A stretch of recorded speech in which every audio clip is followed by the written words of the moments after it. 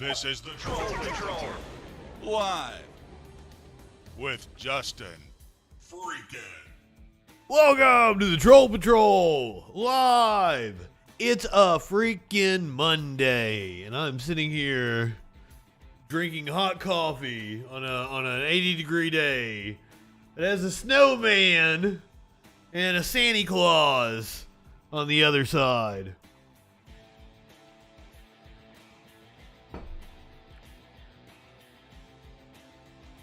Okay, so technically, here's the thing, is you can't steal. A passport belongs to the government. So the government can't steal your fucking passport. They can't take back something that belongs to them, right? So I don't know about this whole passport ordeal, because there's at first, my first thought on it was, well, he can't leave the country. Clearly, but he's not under court order to not leave the country. And the protocols for Trump are different because he's a president, so like he doesn't like go through customs and shit. So this whole passport thing is weird. Because then it would kind of indicate that maybe Trump's passport is evidence of something, as opposed to them stopping him from being able to leave the country. Meat Cakes, welcome. Now I've seen reports that they are actually monitoring his planes. I can't confirm that. That is hearsay. But I mean, it wouldn't surprise me. But other people have speculated, like, even if he couldn't leave the country, he could go to New York, to a consulate of another country, and ask for asylum. Say maybe Russia. I wonder. We do have a story about that. We do have a story about his, apparently he was planning to go to Europe. He's planning to come over there and see you, Warlord. He's going to come give you a big smooch.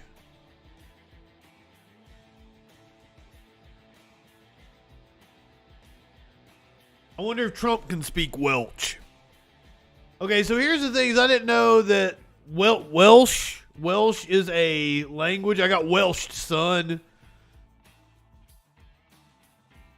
The story was actually on the main Discord channel, wasn't it? Yes, here we go. Let me pull up the original story, so catch you guys up with what Warlord and I are talking about. And then we're gonna listen to a dude. We're gonna listen to a dude speak Welsh, just for shits and giggles. Oh, I owe you a meme first. I owe you a meme before we do that. Here's your meme of the day. Cop be like, I can't be racist. My wife's eye is black. Hey, Ray, what's up? Good evening. Welcome. Everybody's just getting here, getting settled in.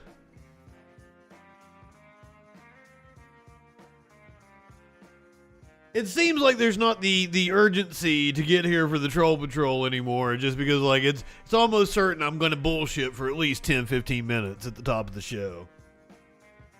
You ain't getting all those cool news stories we're going to talk about here later on. Ooh, see, like I downloaded last week's Raw because I'm kind of interested. I want to see. It still doesn't. I didn't end up watching it. But it does seem like changes, they're not as, it's not as profound of a change, but apparently all the endings of the matches make sense, which is something that didn't happen with WWE before. There's been some kind of surprise names show up that it seems like they're going to be giving pushes to that they wouldn't have before. Fucking Dexter Lumis coming back, who saw that coming? I hear they're gonna be bringing Bray Wyatt back, possibly. I'm all for it. I'm ready to. I hope we are on the cusp of a brand new wrestling war. I hope that Triple H being in charge in AEW, I hope that they ignite a fire between one another and both products become infinitely better because of it. I'm here for it. I'm ready. I'm ready for wrestling to be fun again, and it has been. It has been. It's been a lot better in the last few years. Okay, well, AEW does kind of suck. I mean, I'm not going to deny it. AEW has a lot of fucking faults. But it's refreshing in a lot of ways as well. It's fun to be able to watch. It's fun to be able to watch something that's not as overly scripted as WWE. You're half Welsh, eh? Okay, let's get back to the Welsh thing. What the fuck were we talking about when it came to the Welsh? Yeah, I don't even have the story up anymore, do I? Okay, yeah, I do. Welsh is the default ticket machine, and it causes the car park to experience delays. This is from Britain, reading from the BBC. Queues developed as non-Welsh speakers struggled to work out how to use the ticket machine at the underground car park in Dingleberry. In Ryle Dingleberry. The council is looking into it. It said drivers had, it is not Dingleberry. At Dinbigshire.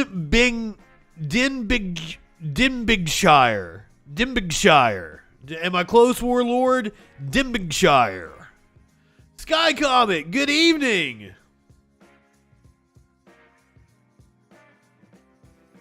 Dinbigshire. What a stupid name. You British people. Sky Comet, I hope your sunburn is getting better. Dinbigshire. Sky Comet was out canvassing and got pretty badly burnt.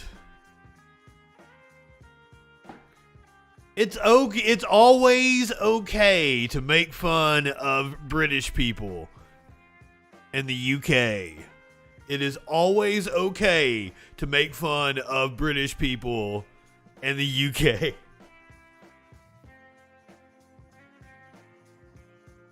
Did you put anything on it? Did you put some aloe on it? A lot of people swear by the fucking aloe. I tried the aloe one time and I couldn't tell a difference between it and just, regular moisturizer. Out in this fucking heat. That is something you can't forget. And apparently I didn't put this on the story list today, but we are going to be seeing heat belts are going to develop here in the United States, where we're just going to have insane temperatures for most of the year. The heat belt is what they're calling it. And it was an interesting swath of the U.S. because it went north through like Texas, Louisiana, up into Illinois. Belts like my father. Huh? My dad's dead, son. If are you implying that my father whipped me? Because my father would have used a belt to tie off his arm and shoot up drugs more often than he ever whipped me, son. He'd be more familiar with that usage of a belt as opposed to. But my mom swears she didn't whip me enough as a child. She said that to me. There was instances where I would have to assume the position. That was what it was called. I'd have to put my ass out up against the washing machine. And that was the assume the position so that you could get a belt. That's how we did things back in Eastern Kentucky. But mom swears up and down that rarely ever happened, and that if she had done it more, maybe I wouldn't have such a smart mouth.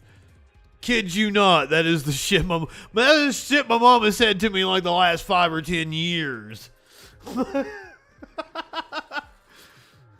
And then my ass, comes back with like, corporal punishment has been shown to have no positive effects and a whole host of negative effects.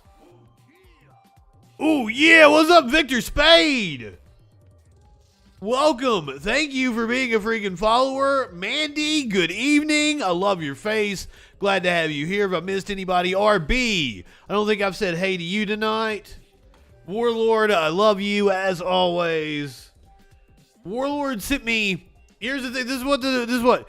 He posted this in the Discord about the Welsh default ticket machine. Causes people that can't speak Welsh cause delays at this car park. I didn't know that Welsh was this whole other language. So then I get a DM from Warlord. And I'm like, what the fuck? Did you butt message me? No. He sent me a whole message in Welsh.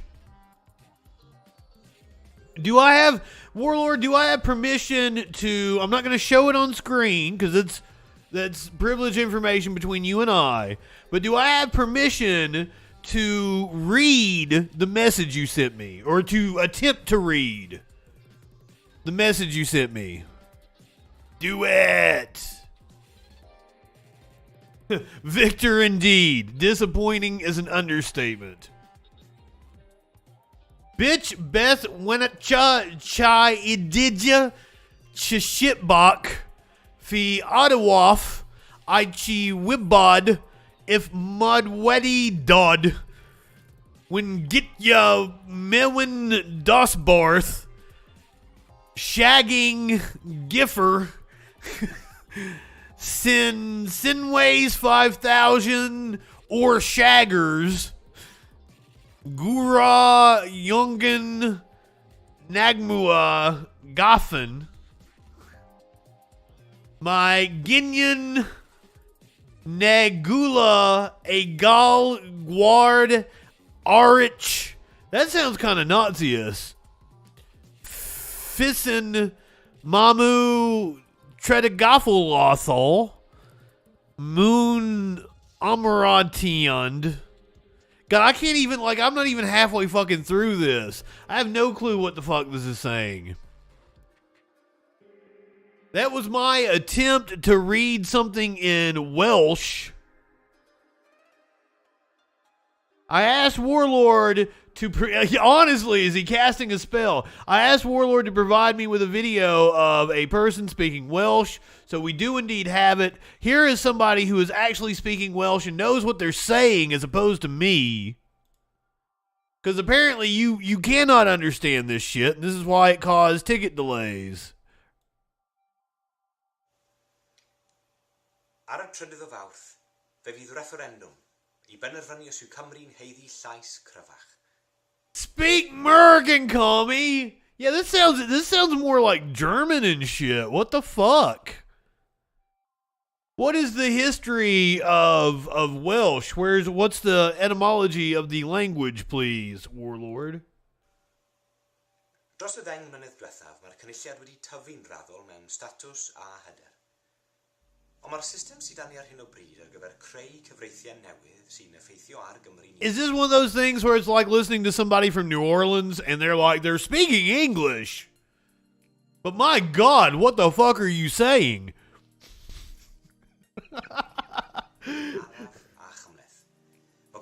I'm sorry. It's actually the people that are south of New Orleans. It's not actually New Orleans. It's deeper down in the swamp in Louisiana.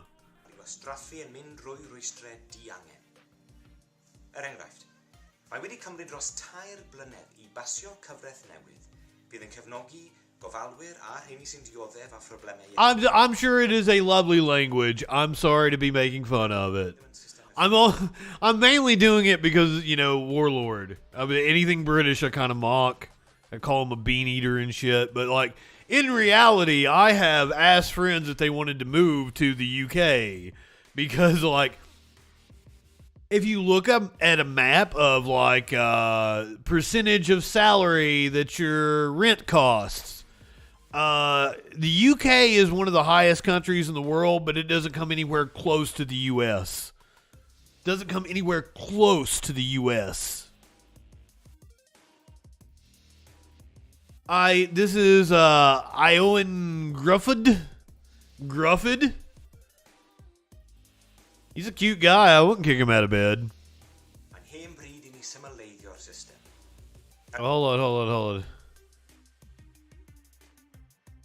Oh, are you translating what I was trying to read? Okay, what Warlord, what I was trying to read earlier translates to, bitch, what'd you say, you little shit? I will let you know that I came first in a goat shagging class, which includes 5,000 of the best shaggers. I got shaggers right in the whole of Walls. Walls. In the whole of Walls. In the whole of Walls. That's where the mice live, in the whole of Walls. We have the ability to get rid of your fucking colonial mothers at the blink of an eye. I will expect a full apology in Welsh at the start of the next stream, or I will send a whole commando squad to your location, and they will show you why people say that the people of New Zealand or Afghanistan do not bear the title of best shaggers of the sheep of the world. What? How did this end up being about sheep fucking? And does that say something about the Welsh people? That this example fucking phrase here, is this like the example phrases that come in Word? If you pull up Word in Welsh, is this like the paragraph that will automatically uses all the characters and the language and shit?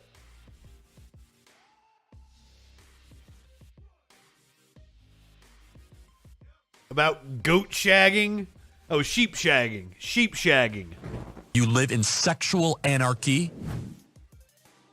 As if the FBI isn't already surely one of the lurkers that we have is an FBI agent that like tunes in 8 o'clock every night. He's here for the fucking countdown, making sure like, hey, we've been on this shit since close to the beginning.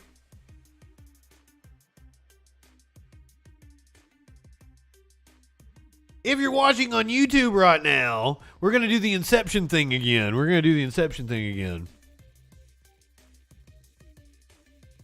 If you're watching on YouTube right now, we're going to do the Inception thing again. Go like the video and share it out. Shut up, Shirley.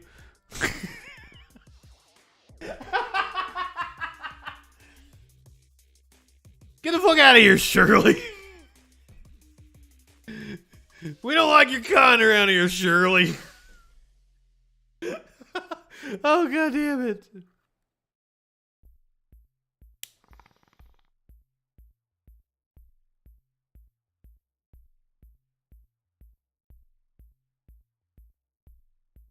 I kid.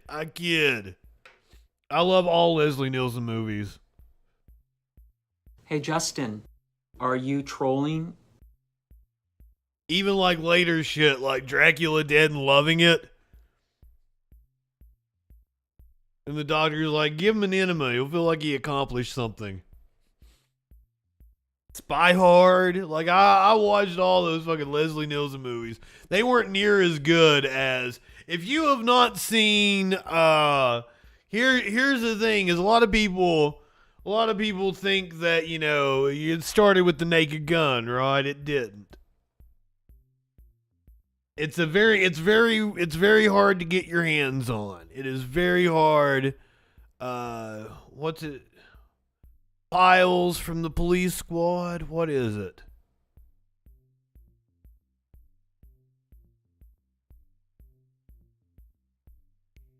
Police Squad. Oh shit, I forgot.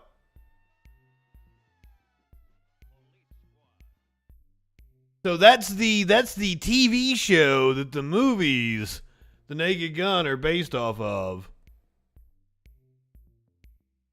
They are very, very, very hard to come by. But if you can find them, they are excellent. I think I might like them better than the Naked Gun movies. Or Airplane. Maybe Airplane is your... Maybe Airplane is your jam.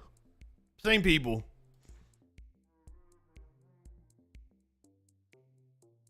Warlord says it's time for the news. Sky comment, Linda Lee. Can we, what the fuck is the deal? Did Tommy Lee show his dick or something? What happened?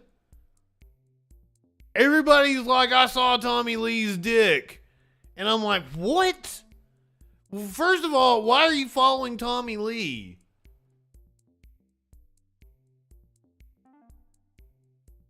And if you're following Tommy Lee, are you the kind of person that would really be upset if you saw a dick? It just does. None of this makes sense to me. None of it makes sense to me. Can somebody explain?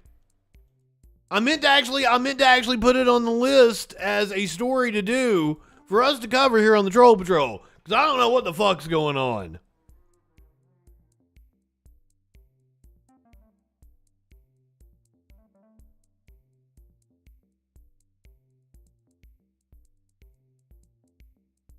Trump doesn't fear that Merrick Garland will charge him, but aides fear that he's wrong. This is a story from Raw Story a couple hours ago. I think he's getting charged. I think, they ain't... Well, first of all, we're going to get into that here in a little bit, because we have new information today in a Justice Department motion that sheds a little light on what's going on. And it pretty much indicates that I'm going to be shaving my head because Trump is going to be arrested.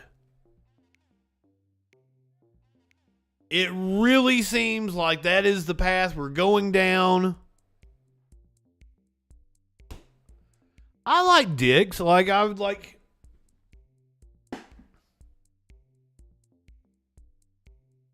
Dicks are fun.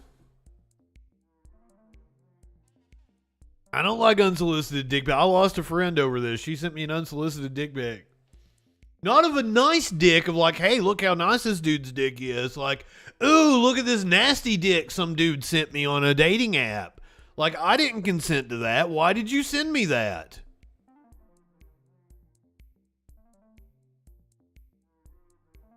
That's a good question, Ray. There's already violence from them. There's already violence from them. The attack on the FBI. I have a feeling that the suicide at the Supreme Court yesterday, was it Sunday or Saturday when that happened? I have a feeling that was a Trump supporter.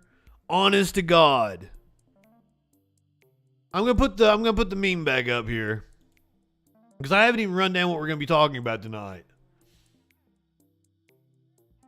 We're going to be talking about the Kenyan election. Apparently, shit is going down in Kenya. Speaking of going down, Afghanistan, everything in Afghanistan is going down. 1 year of Taliban control. 1 year ago today, a woman who worked for the U.S. in Afghanistan does not feel safe in Michigan. And, no wonder we have things like a shooting from Six Flags. We're going to hear from one of the park goers who was there when the shooting went down. A school bus crashed into a home. Insane photos.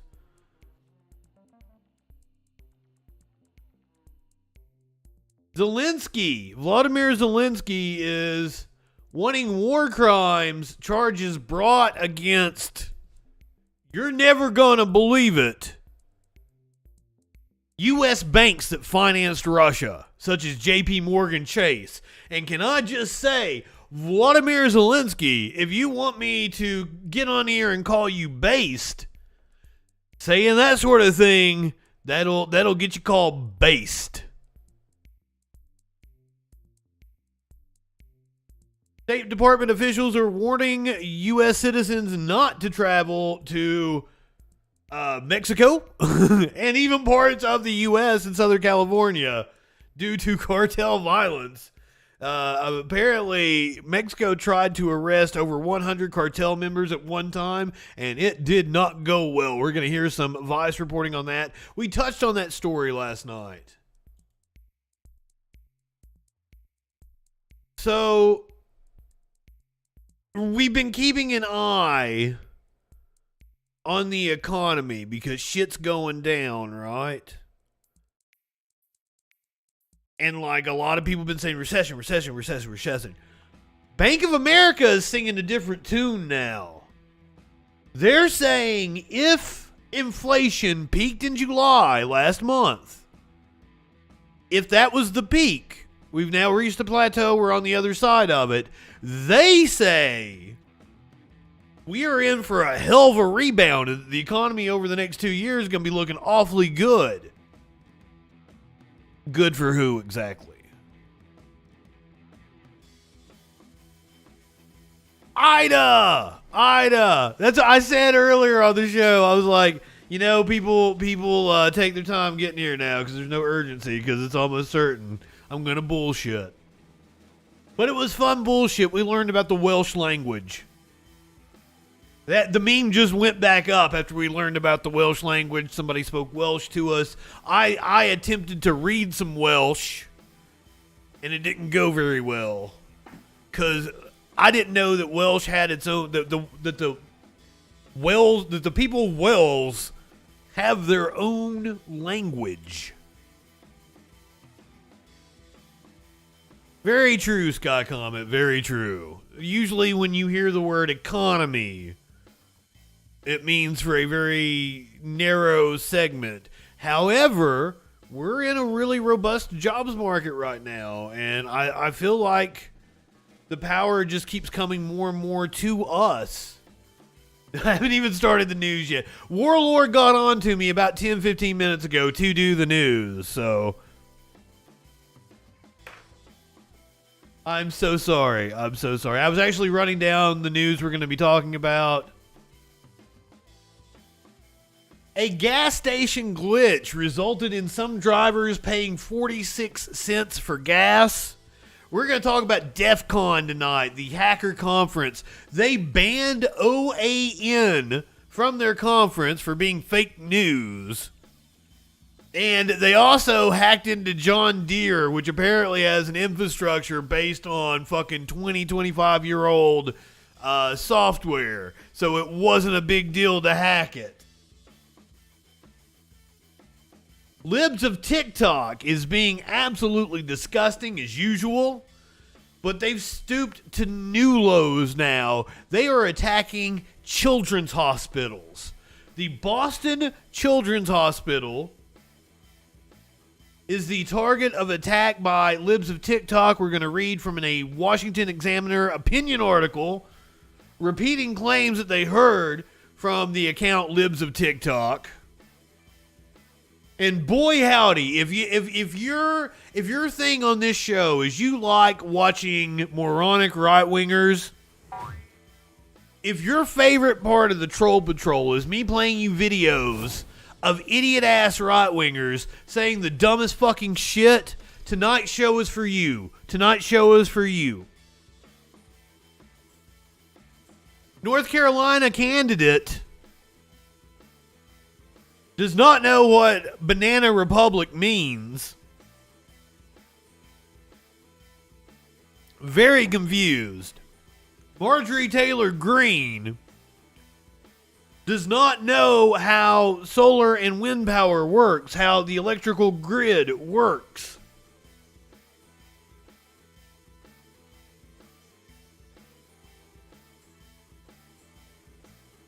I can't believe I'm saying this.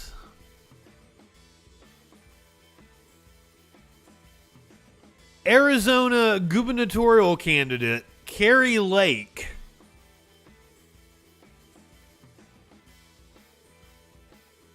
says that Donald Trump exudes BDE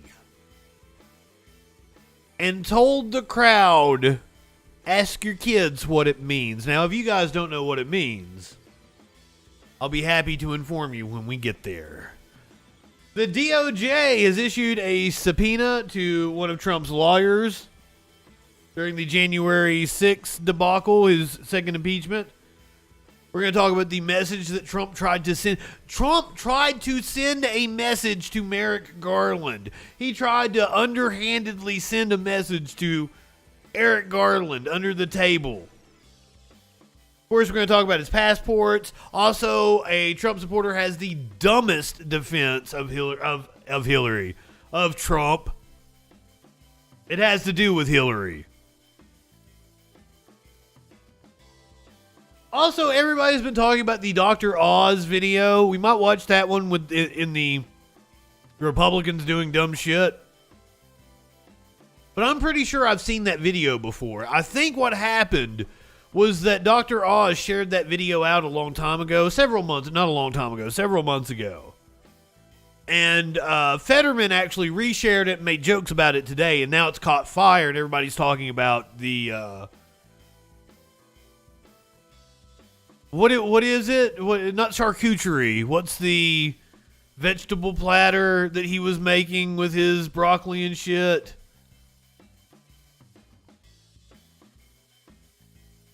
Ray doesn't... Oh, I'm sorry. You don't know what it means. That's my energy. Big dick energy. Biden derangement essence. Crudites. Is that how you say it? Am I saying it right? But I'm pretty sure that was a Dr. Oz video from before. Crudité. Crudite. Listen to me from Appalachia, old crudites over here.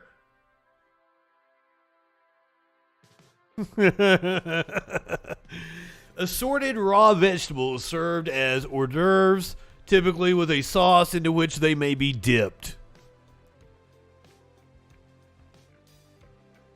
I could have gone really Appalachian there and been like, hors d'Ivoire, typically with a sauce into which they may be dipped. I'm almost out of coffee and I don't like that. Crudité. And so much more. We're going to talk about so much more, including, I've got good news. The effort to recall the progressive Los Angeles County DA, Garland, has failed. Well, let's start off tonight talking about elections in Kenya, which apparently there is unrest in the streets. Kenya's Deputy President William Ruto has won the country's presidential election, the Electoral Commission said on Monday. But I thought there was unrest in the streets, but these look like very peaceful demonstrations where they are excited for Ruto's win. It was an announcement made amid chaotic scenes, with scuffles breaking out and Electoral Commission officials disowning the results. Juliana Terrera, the Electoral Commission's deputy chairperson, told a media briefing that she and 3 other commissioners were not able to take ownership of the results. Because of the opaque nature which these results have been handled. Minutes later at the announcement hall, the head of the Electoral Commission, Wafula Chebukati, took to the stage to announce the result. Diplomats and international observers had been hurried out moments before. Fights had also broken out as supporters of Ruto's main opponent, Raila Odinga, rushed the stage. Chebukati said Ruto had passed the 50% threshold needed to win the presidency. 7,176,141. Odinga did not attend the announcement. Ruto hailed the Electoral Commission as heroes and said there is no looking back, we are looking to the future. But the result was announced will add to fears that the past could be about to repeat. Kenya has a history of post-election violence. More than 1,200 people died following a vote in 2007. 100 were killed after an election a decade later. In Kisumu, an Odinga stronghold in western Kenya, the reaction was immediate. Several black plumes of smoke rose around a roundabout as people burnt piles of tyres. Police fired tear gas at protesters amid shouts of Chebukati must go and no Raila, no peace. I have no clue who is good guy, who is bad guy in this scenario. I'm just showing you what's going on. Chaos as Ruto declared winner. Let's find out more about Ruto.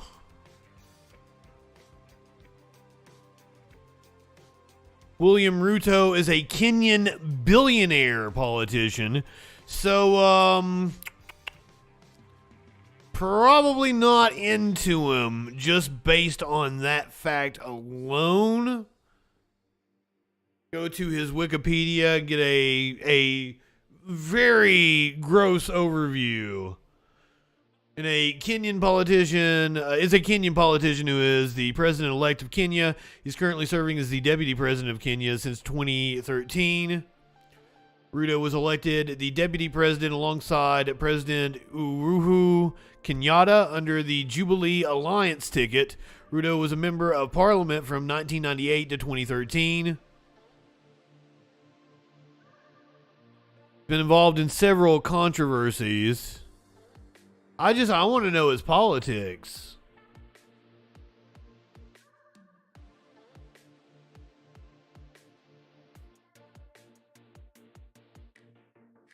It is the United Democratic Alliance now. It's a Kenyan political party. The party initially called the Party of Development and Reforms. The party became notable in January of 2021 and is linked to politicians allied to William Ruto. It doesn't say what they're... Okay, they are a center-right political party. They are center-right. So, no, we are probably not on board with Ruto in Kenya. But I don't know anything about Kenyan affairs. That's why we were looking into it here on the show, because we're curious. This is Democracy Now!, democracynow.org. It is the 1-year anniversary of the pullout of Afghanistan, and I couldn't think of a better news source to talk about the pullout of Afghanistan than Amy Goodman in Democracy Now! So thank you, Amy, with the War and Peace Report. Peace Report. I'm Amy Goodman. Today, August... They're like Democrats, Scott. They're like Democrats. Return of the Taliban to power in Afghanistan. The Taliban government promised peace and stability to a country racked by 2 decades of war and U.S. occupation. But Afghanistan is now instead facing a grave humanitarian crisis, perhaps the worst in the world. According to the United Nations, nearly 95% of Afghanistan... And I'm sure Democracy Now! Is going to get into it. This is all our fucking fault. This is all our fucking fault. It's the designation of the Taliban as a terrorist group that ties the hands of these humanitarian groups. It's our freezing of their assets that rightfully belongs to them, which is a story over and over and over again in the history of this country. Fuck yeah, free speech TV. Are going hungry. This is the mother of a 10-month-old child suffering severe malnutrition. We feel depressed. Myself, his father, his sisters, we all feel very sad. My husband even said he wants to go to Iran to look for work because he feels ashamed that he can't afford to buy him medicine or milk. He said, "My son is dying in front of my eyes, but I am not capable of doing anything." This comes as women now reportedly face harsher restrictions in Afghanistan than anywhere else in the world. A piece published by the Zan Times, a new women-led news outlet documenting... Well, I mean, the U.S. is trying. The U.S. is trying there. since the Taliban took power in Afghanistan. Quote, as we write this, an estimated 20 million girls and women have lost their human rights under a malocracy that believes in the inherent superiority of one sex over all others, determined to institutionalize rabid, violent sexism. In their second week in power, they ordered women to stay home. In their second month in power, they banned teenage girls from schools, dismantled all systems of support for women and girls, forbade their protests, and denied their rights to social and political participation. In their fourth month, they denounced the autonomy of all women and girls, including the right to travel, unless accompanied by a close male relative. 8 months into their rule, women and girls lost the right to choose their clothes and were ordered to cover their faces in public, unquote. Despite the repression and violence, Afghan women have continued to protest for their rights. This is an Afghan women's rights advocate. We'll raise our voices against every injustice until our last breath. We will stand against all the tyranny imposed by the Taliban on the people of Afghanistan, especially on women of Afghanistan. Under the Taliban's rule, most Afghan girls can no longer attend secondary school. This is an Afghan university student. The big difference we see in our life is that all the girls' schools are banned. We have not studied for 1 year, and this is hard. We demand the Taliban to allow us to continue our education and resume our studies next year. And the other change I see is the weaker economy of the country. This comes as LGBTQ people in Afghanistan have also faced growing violence and targeting since the Taliban took over the country. Human Rights Watch documented... Well, I guess the sale of black burqas is up. Taliban officers called 20-year-old Ramiz an anti-gay slur as he passed through a Taliban checkpoint. He was taken away by men who raped and beat him for hours. They told him... So, his crime was being gay, so they took him away and they raped him. My God! What in the...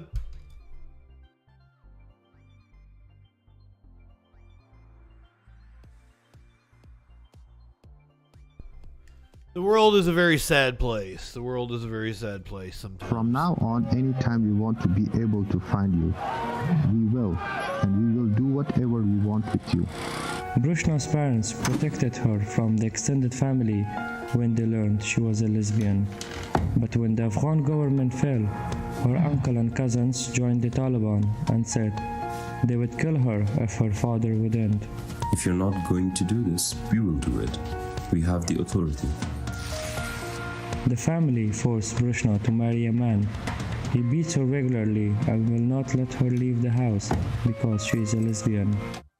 For more, we're joined in Toronto, Canada, by Zahra Nader, a freelance Afghan journalist who was formerly a reporter for the New York Times in Kabul, now based in Toronto. She's the now editor-in-chief of Zan Times, a new women-led outlet documenting human rights issues in Afghanistan. Zahra, welcome back to Democracy Now! Your reflections on this first anniversary of the Taliban regaining power in Afghanistan after 2 years of U.S. war and occupation. Do you mean 2 decades? Giving me this opportunity. I think she misspoke there. Talk about the anniversary. Now you know that this is 365 days that women and girls in Afghanistan have lost their rights to basically be human, live as a human, and participate in a society and have their basic human rights. And this is not only the situation of women, because mostly when we think about the Taliban, we ignore that this situation is not only the situation, the hardship and the restriction the Taliban are bringing in the whole population of the country. That's why we did a story. We went to started talking to different people in different walks of life, asking them, how was your year? How did the past year pass? And we felt that everybody is desperate, and men and I'm sorry, Sky Comet. We'll see you in a little bit. It gets better here soon. Come back 15-20 minutes and it'll be funny. And that is because the Taliban are very narrow-minded, a very, as we call it, they are ruling as a mullahcracy. They believe that Yes, Patrick, killing babies is evil. That's why I'm against drone strikes by the U.S. military, which kills babies in the Middle East all the time. If you know of anybody killing babies here in the U.S., please report it to the cops. Because killing babies is indeed very evil. Up yours, woke moralists. We'll see who cancels who. Laws are basically the representative of God on the earth, and they are the choose how the people should work, should dress, should basically run their life, and even wear their clothes as they wish they should do it. And as you and Sky Comet is correct that this is the future they want here, and like in a lot of ways, it's already here.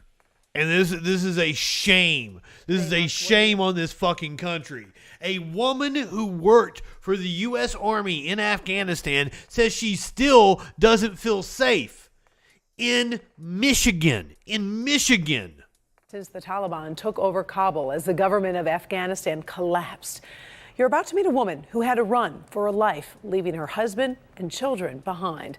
Many foreigners and the country's previous president had to get out of the country as the Taliban took control. A year later, the impact of that change is still being felt from the Middle East to Detroit. Paula Tutman talked to one woman who worked with the U.S. Army in Afghanistan. She's in Michigan. Okay, RB, like, she's... How old is Amy now? She was old when I was younger, so, like... Amy is fantastic for how old she is. I mean, it's just like... She getting up there. Born in 57. So she's 60-something? 40, 60, 65. She's still fantastic, though. Michigan now, but Paula, she still doesn't feel safe.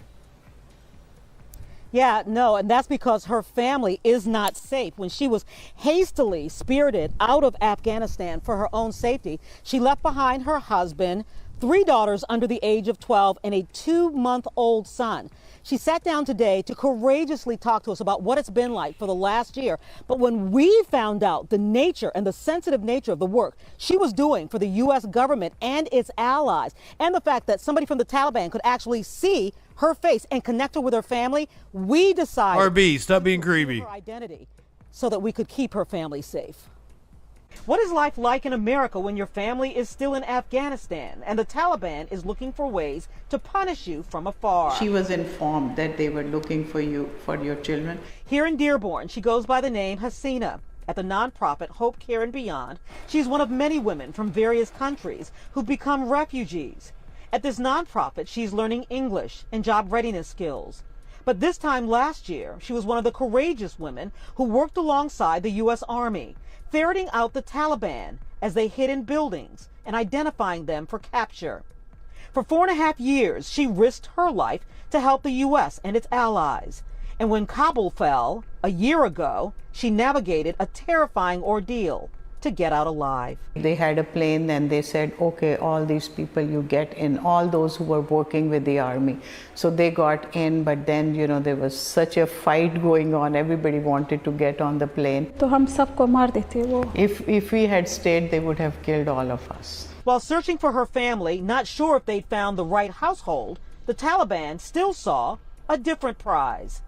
Her daughters. And they were trying to kidnap her daughters, and even they were trying to marry their daughter, those 13 and 12-year-old.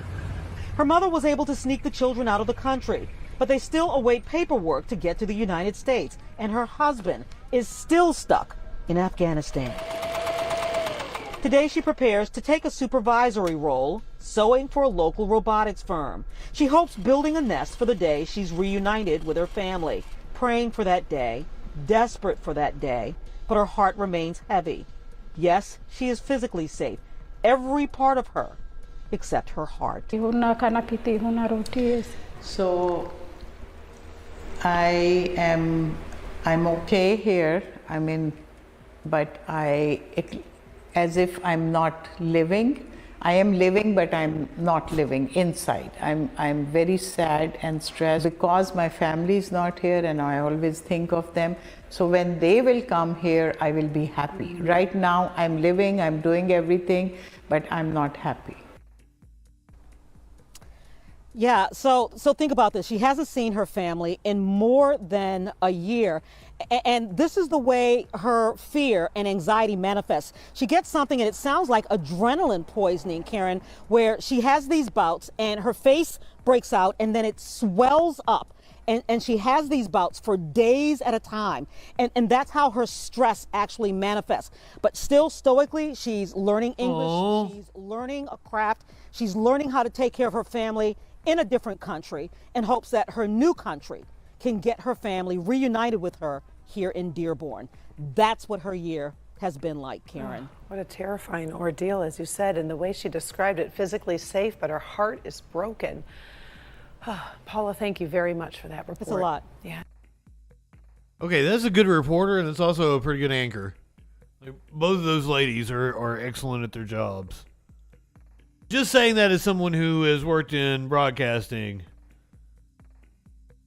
I've seen a lot of news hits. I've seen a lot of reporters.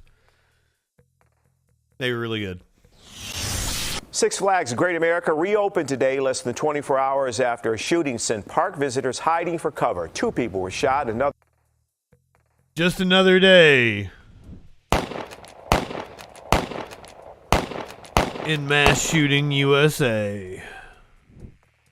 Another person hurt in the parking lot of the amusement park around 8 o'clock last night. CBS 2's Marissa Perlman spoke with one teenage boy who was inside. We covered this last night, but I wanted to update you. We've got the harrowing tale of one of the boys that was there. Well, Audrina, those teenagers say this was a night they will not soon forget. Police say this shooting was targeted, but this afternoon, no one is in custody. And less than 24 hours later, one South suburban couple says they are just grateful their son made it home okay.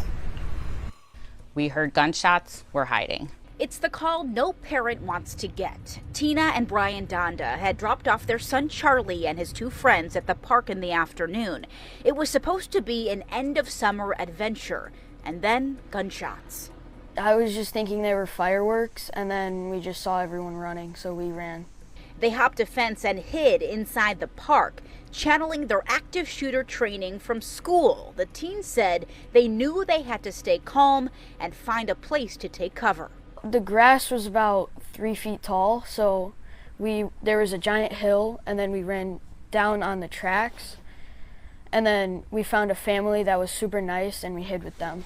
I always think about that situation, like, all the time. Anytime I go somewhere, I always think of, like, the worst thing that could possibly happen. That's horrible. That's horrible. America, when you have a child saying that, you have fucked up. Fundamentally, something is wrong with this country when a child is saying, everywhere I go, I'm always thinking about the worst thing that could happen. My God.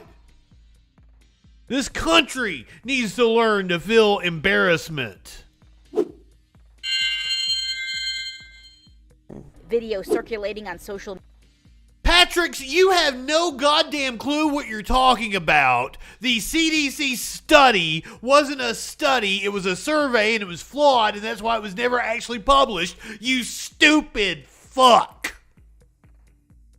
I am so goddamn tired of right-wingers not knowing what they're talking about. If you own a gun, you are far more likely to shoot yourself, someone you love, have the gun stolen from you and used against you, or have it accidentally discharged than you are to stop a crime. That is a fact. Take it to the fucking bank. The amount of firearms in any country is directly correlated to the fucking death by firearm.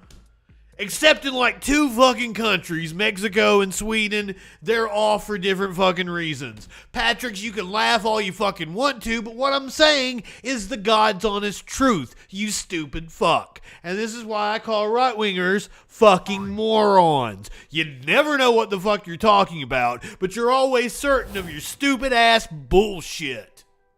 And I'm fucking tired of it. Do you think we're stupid? You think we're fools? Yes, and Rudy is going to fucking jail. We're going to talk about that here in a little bit. Media shows other parkgoers crouched down and hiding where they'd been in line. Police said a white sedan entered the parking lot and drove to the front entrance. More than one person got out of the car and started shooting, hitting at least 2 people before taking off. For Tina, who was on the phone waiting for the word from her son, all she could think about was this. Please let him come home.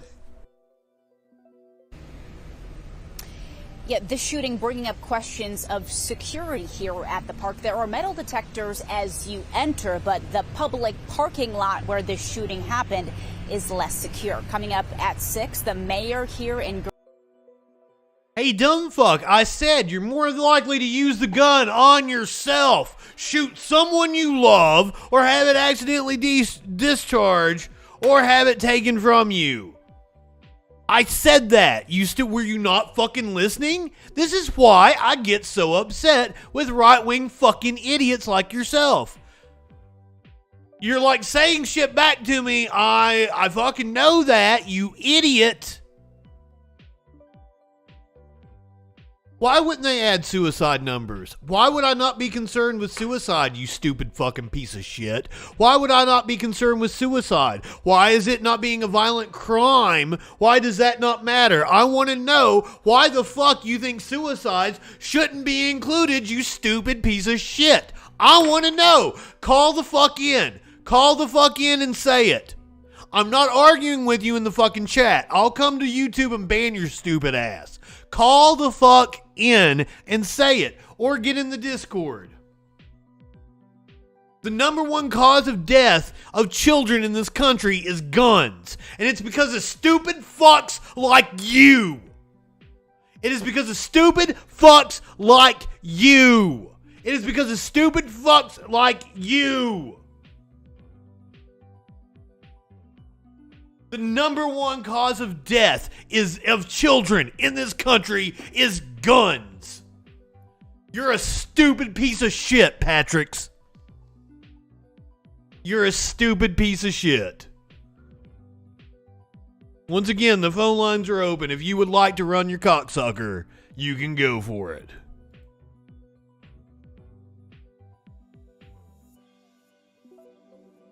A school bus carrying 30 students crashes into an Indiana home.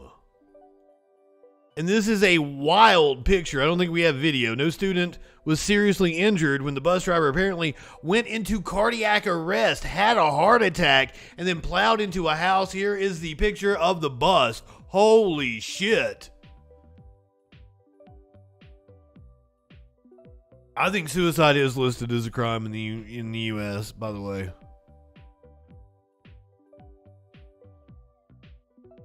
Because I remember it being a Jeopardy question, like what crime is, like the penalty is, or the crime is worse than the penalty or some shit.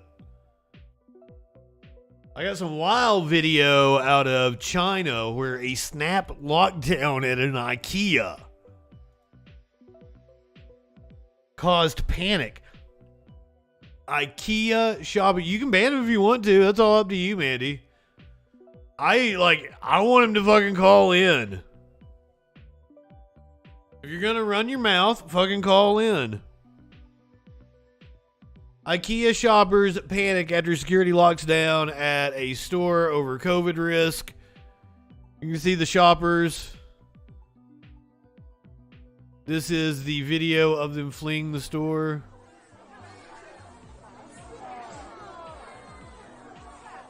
Authorities attempted a lockdown and they fled.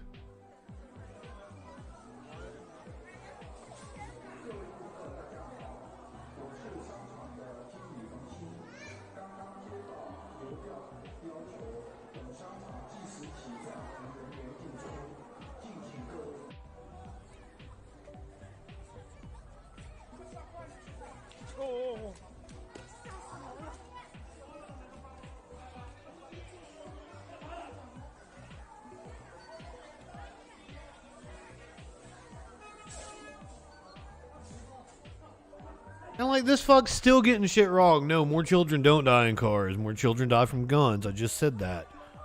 Guns is the #1 cause of death of children in this country, you stupid fuck. I'm trying to get Patrick's to call in. This is a snap lockdown at an IKEA. Hello, I am debate. Patrick's like, you're gonna get yourself banned. Like, you just call the fuck in. Yeah, dude, you said 2020, you stupid fuck. 2020, what year is this?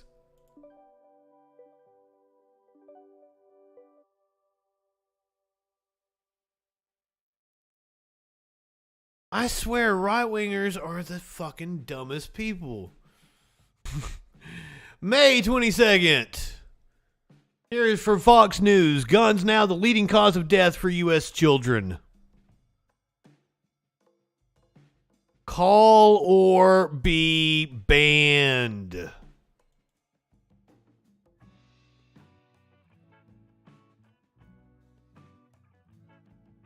And you better come with your facts straight, because I don't have any tolerance for stupid fucks, as you can tell.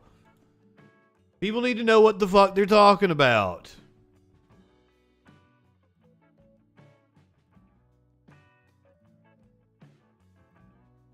State Department officials are warning against going to Mexico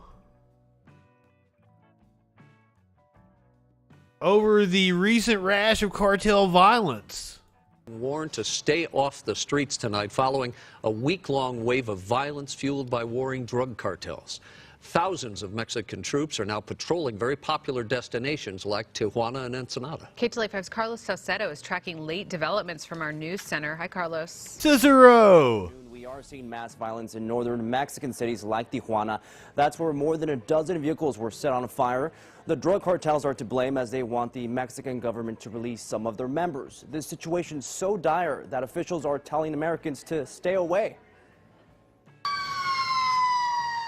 Vehicles set on fire, massive roadblocks in place. These are some of the dark images from over the weekend across cities in northern Baja California. Tijuana, Mexicali, Rosarito, and Ensenada have been hit by gang violence. Cities have seen widespread arson, shootings, and vandalism. 22 vehicles, including taxis, big trucks, public transportation, burned. Javier Serrano is a reporter at Baja News publication and captured these images on the ground. He says the drug cartel Jalisco New Generation threatened mass violence if the Mexican government fails to release some of its members. There's the cartel of Sinaloa and the cartel of Jalisco trying to define who is the man. I mean, who is the ruler here? Who's going to take the big piece of cake of Baja? So we have a power vacuum going on. We have a power vacuum going on with two cartels. But of course, the Mexican government is not letting them to do that, and that's why this situation happened. Mexican officials issued a public appeal to the drug cartels to not target innocent civilians. The National Guard has been deployed to Tijuana and other cities plagued by the violence. The U.S. consulate in Tijuana telling Americans to avoid the area and encouraging U.S. government employees to shelter in place until further notice. A curfew has been set. You might hear about this, once in a great while. Whenever I come to Tijuana, I always feel safe. We go out at night. We do a lot of things in the city, and today's the seems like a real fun city. Now, the reporter on the ground telling me that ever since the National Guard was deployed, things have been much calmer. Still, U.S. officials are encouraging Americans to avoid those cities until they are secured. So they didn't really go into what happened, but Vice News has us covered. Mexico arrested 167 cartel members at once, and it did not go well. Because remember, we're having the pieces together because, clearly U.S. media is failing to actually give us the story. So last night we learned that it was an attack on a jail or a prison that contained this gang. And then the violence spilled to the outside, and like the gangs were fighting on the inside of the prison. So apparently it has something to do with this. They arrested 167 cartel members. The Pueblos Unidos militia retaliated by kidnapping 25 members of Mexico's National Guard. Holy shit. So you see the pictures of them all lined up. The Mexican army arrested 167 heavily armed members of a regional self-defense group, Pueblos Unidos, with ties to several Mexican drug cartels on Saturday in one of the largest apprehensions in Mexico's history. In addition to the arrest carried out in Michoacan, I fucked the name of it up. Michoacan? Fuck.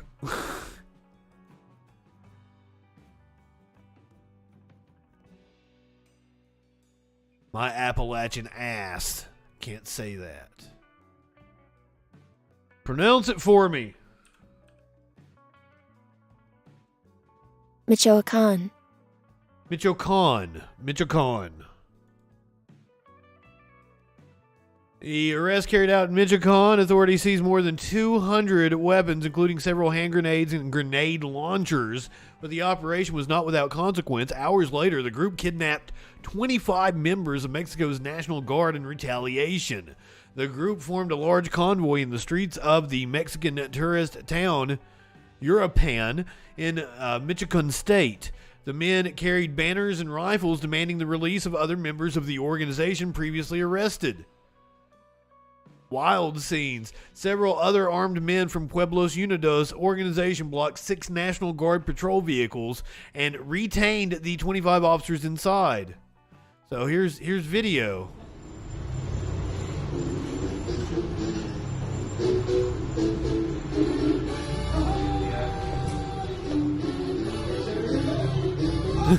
This is their little militia group running around, blasting some salsa music while they do it. I love it.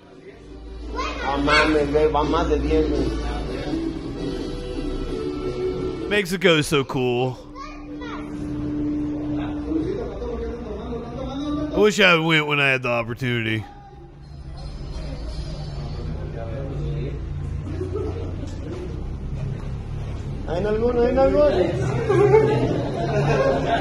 The right wingers are losing their minds, guys. Cicero, you bring up a point I want to talk about. I don't know if I'm actually going to get into it tonight, but like, the right wingers have lost their fucking minds, guys.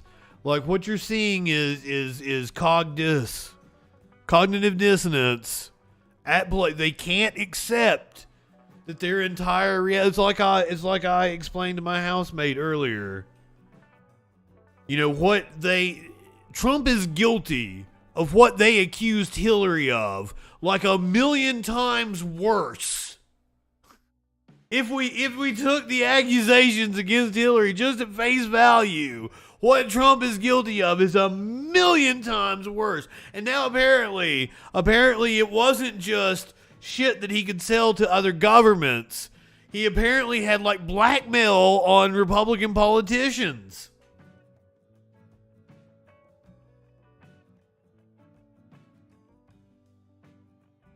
So if you've got a right-wing idiot and his entire worldview is based on this, Trump is actually a hero and he's going to get all the bad guys and shit. And now it's like he is the worst of the worst. Trump is everything they have warned that Democrats are. To an nth degree. It's insane. So trying to reconcile that in their minds is going to have them doing some batshit crazy things. So we unfortunately have to be on high alert for idiot-ass right-wingers doing stupid shit. All right, when we come back from the other side of the break, we're going to talk about all the Trump shit. There's so much Trump shit to talk about. Senator Lindsey Graham has been ordered to testify in the Trump probe in Georgia. Rudy Giuliani informed that he is a target of a criminal investigation. The voting machine scheme. Apparently, a Trump IT team accessed more voter information than what we knew. We're also going to talk about the message that Trump sent to Merrick Garland. Apparently, the economy is going to do a hell of a lot better than a lot of the idiots on Fox Business and CNBC have been warning. And if you enjoy videos of right-wingers talking about shit they have no clue what they're talking about and saying dumb shit, I've got you covered. Tonight's the night. All that and more on the other side of the break here on the Troll Patrol. Live. Now we turn to YouTuber Justin FREAKIN. The guy's, he's a formidable voice in the culture. Uncensored and unfiltered political talk and debate from a leftist perspective. The day's top news stories and videos with astute social commentary. If not high enough for this shit.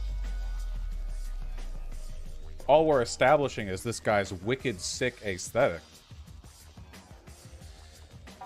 Right-wingers are morons. You brought back the wrong kind of fucking cake, you idiot. I guess I gotta thank Matt Walsh for introducing me to Justin FREAKIN. Yet you're like, we'll pray for somebody. You think you can telepathically communicate with a deity, and you have the audacity to say somebody else has a mental disorder. For the love of God.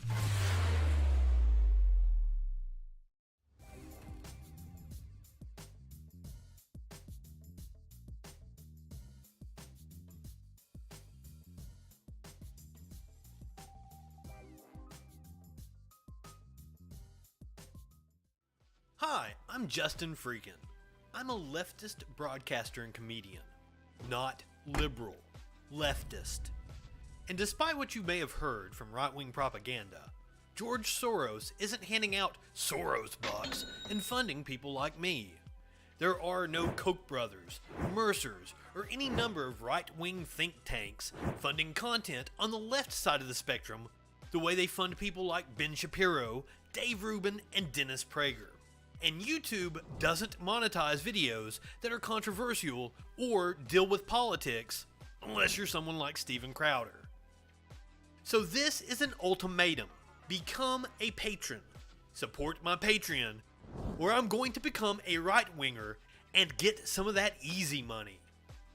You know for a fact that I could be bigger than Charlie Kirk or Jesse Lee Peterson. Amazing! All I have to do is talk about how I used to be an SJW snowflake, but the left went too far with their cultural Marxism, and Republicans are stupid enough to buy it, even though this video exists.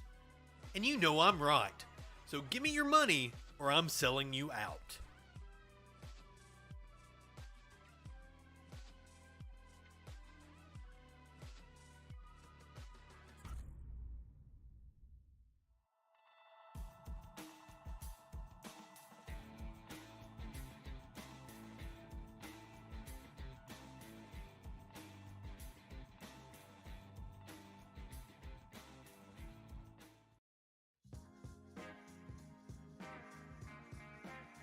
Yeah, I should become a right-winger. I'd just write down the stupid shit Patrick's is saying and just repeat that over and over again. And the right-wingers will eat it up. They'll just be like,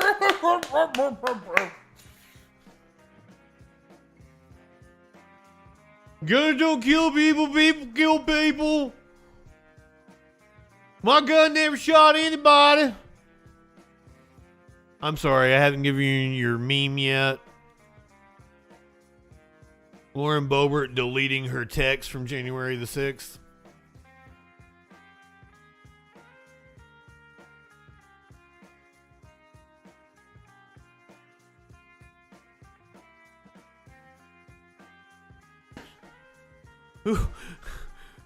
What do you mean use force? Motherfucker, are you stupid? Like, you guys are the minority. You realize you're the minority, right? Like, it's because of, like, the Electoral College and shit. You guys are the ones using force to enforce your stupid-ass rules. Mandates my ass. Shut the fuck up. What fucking mandate?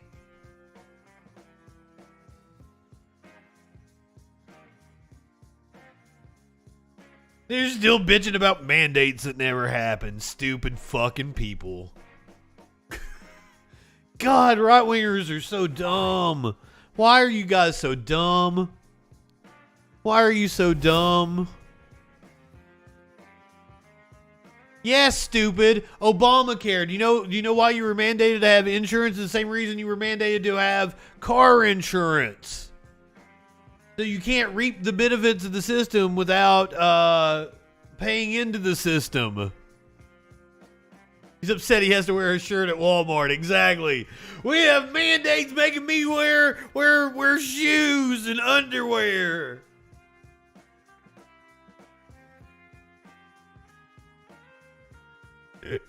Patrick's, please. Stop trying to talk in the chat and call in or get in the Discord if you want to. Or maybe it's possible that Patrick's is somebody I know that's trying to troll me and just saying stupid shit. That's why they'll never call in, because like, oh, I know exactly who it is. Ukraine will pursue war crimes charges against leaders of JP Morgan Chase, Citi, HSBC over Russia financing, Zelensky's economic advisor says. Fuck, this is from July 26. I missed this one a couple weeks ago. I'm all for it. This is like the best thing I've heard Zelensky say. Or the Zelensky administration. Ukraine is pursuing war crimes charges against leaders of JP Morgan Chase, Citigroup, and other major Western banks over their purported indirect financing of the Russian state, an economic advisor to Ukrainian President Volodymyr Zelensky said on Tuesday. But this was like 2 or 3 weeks ago. So, big ups. And yes, I am drinking coffee out of a cup that has a snowman on it in 80-degree weather.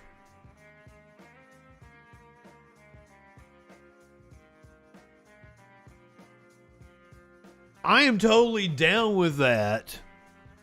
That is the most based thing that I've heard come out of this whole Ukrainian debacle that we are totally spending way too much money on. Speaking of money, let's talk about the stock market. According to Bank of America, the S&P 500 could rally as much as 19% over the next year if June's CPI reading marked the peak inflation. So we've been hearing all the doom and gloomers talking about how the economy was going to crash. We were in for a recession. We were already in a recession, some of them said.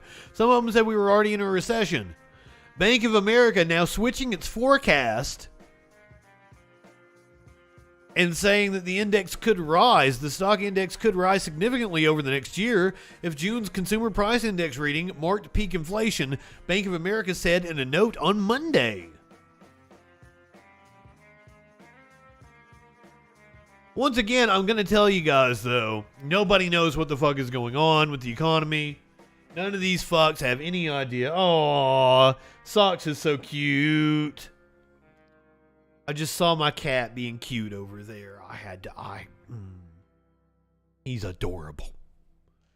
Consumer price inflation cooled to an annual rate of 8.5% in July, according to data released last week, from 9.1% in June. Believe it or not, the S&P 500 usually rallies during periods of rising inflation.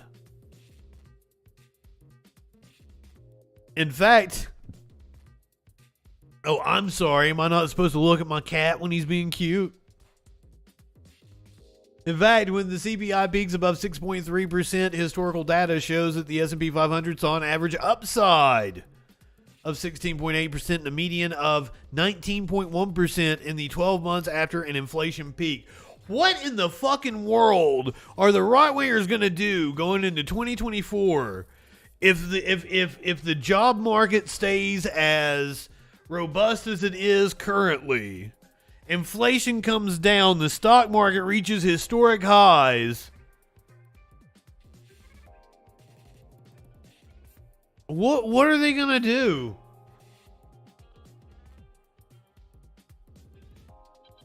Gonna be like $2.50 for a gallon of gas in the end of 2023. What are they gonna be talking about? I don't understand.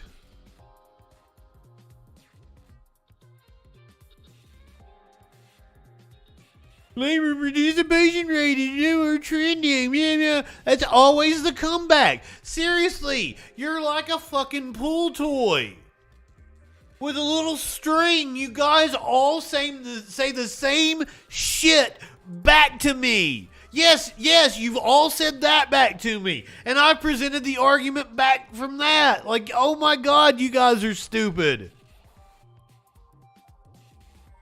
Right-wingers are absolute morons.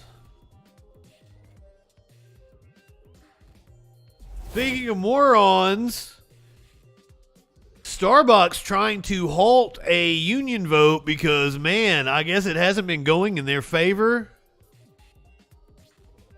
Starbucks asked Labor Board to halt union votes temporarily. Starbucks on Monday asked the National Labor Relations Board to temporarily suspend all union elections at its U.S. stores. I bet you want that, don't you, Starbucks? Citing allegations from a board employee that regional NLRB officials improperly coordinated with union organizers. Bullshit.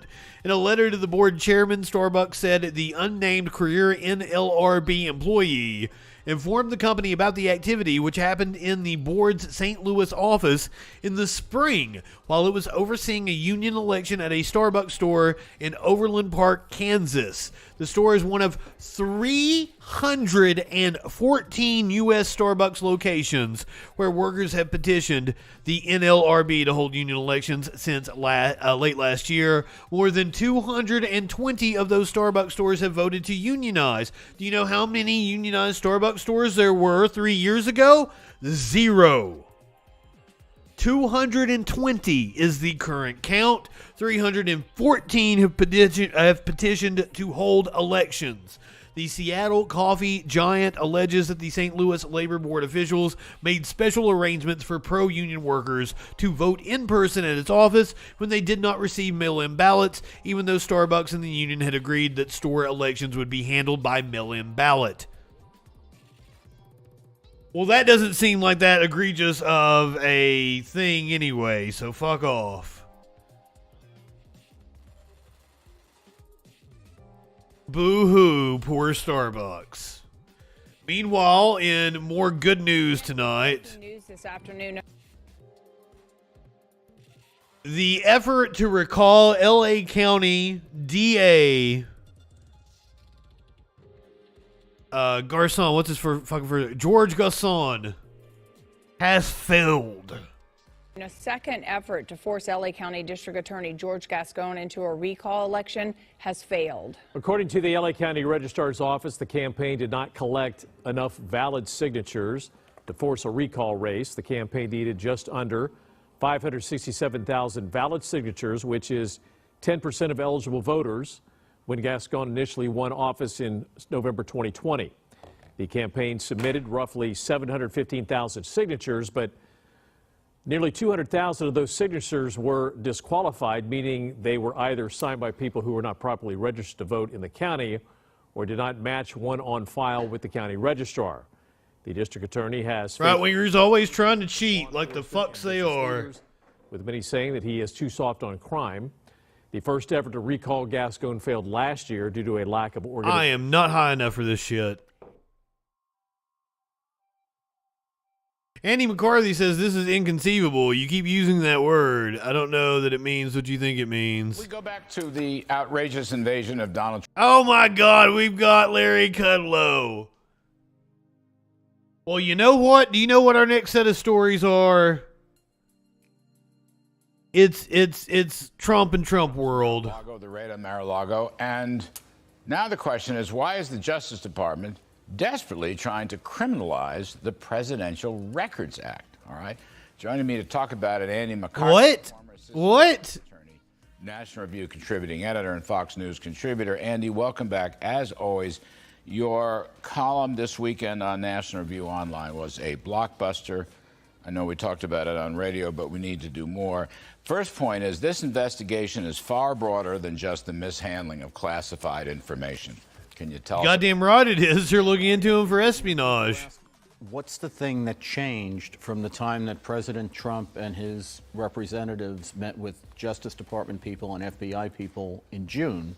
And I think the thing that's obviously changed is the Justice Department ratcheted up the January 6th investigation. So in late June, you have these 2 search warrants that are done on 2 of the lawyers. Joey, yes, why are they trying to make it a crime to break the law? Some grand jury subpoenas served on Vice President Pence's people. Grand jury subpoenas served on President Trump's White House counsel and deputy. Oh, shit, wrong one. Do you think we're stupid? Patrick Philbin. You think we're fools? And then the day after they do the Mar-a-Lago raid, a member of Congress walking with his family in Pennsylvania is given a search warrant and has to surrender his phone. So it seems... I am of the impression that if they are going to these links, it is airtight. They know they are going to bring charges and that they are going to succeed. That's the way the Justice Department is acting. I think they are bringing charges against Trump for something. Seems to me that, it's very clear that Garland got a lot of criticism that he didn't seem to be moving aggressively enough on January 6th. They have stepped up their activity since then, and it's inconceivable to me that the guy they're mainly looking at on January 6th is President Trump. They search his place in the middle of all this activity. Why is that inconceivable to you? Maybe there's something more to this. Why would that be inconceivable to you? Like, you keep using that word. I don't think it means what you think it means. They have stepped up their activity since then, and it's inconceivable to me that the guy they're mainly looking at on January 6th is President Trump. They search his place in the middle of all this activity, and we're supposed to believe that the search doesn't have anything to do with January 6th. I don't think that's Scott Perry. That Scott Perry hit. I don't think it means what you think it means. Really was a tip-off, That's like the leading indicator, if you ask me. Yeah, right? and I think that's not a coincidence. That was the day after. Do you know how many idiot-ass right-wingers have told me that I have no evidence, only emotions? It's the weirdest fucking thing. Weirdest fucking thing. And this is after years of right-wingers just claiming everything was some kind of conspiracy. Right-wingers are absolute morons. The Mar-a-Lago raid. It's the day after, and I think the other thing that's very interesting here that hasn't gotten much play is they waited until Congress was not in session. Everybody goes hither and yon, right? Then they hit Mar-a-Lago like the Monday after that. Didn't they have their vote-a-rama on the big bill last weekend? Right? Yes. And then as soon as that was over, they did the Mar-a-Lago. This is boring to me, and there's like 6 more minutes. These 2 old men are fucking a snooze fest. You know what's not a snooze fest? Rudy Giuliani. He's a barrel of laughs. And he is under criminal investigation. Giuliani now being called a target in Georgia's investigation into alleged 2020 election interference. News 4's Chris Glorioso live for us in the newsroom with the details on this. Chris. Adam, Giuliani's lawyers had been trying to delay testimony in this state criminal investigation, but now attorneys for the former New York City mayor say he will appear on Wednesday. Recall this Georgia case began. Ooh, Wednesday's gonna be fun. Trump asked that state's top election official to find thousands of votes. Prosecutors now want to ask Giuliani about his efforts to overturn the election. Joe Biden is in the lead because of the fraudulent ballots the illegal ballots. Immediately after the 2020 election, Rudy Giuliani led former President Trump's efforts to overturn results in battleground states. They made significant mistakes, like all crooks do, and we caught them. Now, Giuliani is the one facing questions in a state criminal probe. The former mayor is scheduled Wednesday to appear in front of a special Georgia grand jury. Prosecutors there have subpoenaed several Trump allies who pushed false conspiracy theories about corrupted voting machines and fraudulent votes, despite a hand count. I want to know about Kanye West publicists. We never got a update about that. Falsely asserting thousands of underage voters, felons, and dead people cast ballots in the 2020 election. Idiots. Idiots. All of them are idiots. The Georgia investigation centers on former President Trump's now infamous phone call to Secretary of State Brad Raffensperger. In it, he asked the top election official to find thousands of votes to push him past Biden. I just want to find 11,780 votes, which is one more than we have, because we won the state. Giuliani was Trump's attorney at the time of that phone call, though it's not clear if he was aware of it. If the former mayor is asked questions about his conversation, Giuliani's attorney says his client will not answer, citing attorney-client privilege.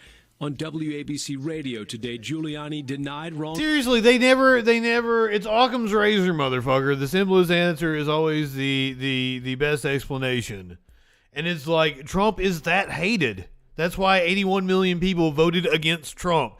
It's not that they voted for Biden. Your argument is that Biden could never get 81 million votes. You're exactly right.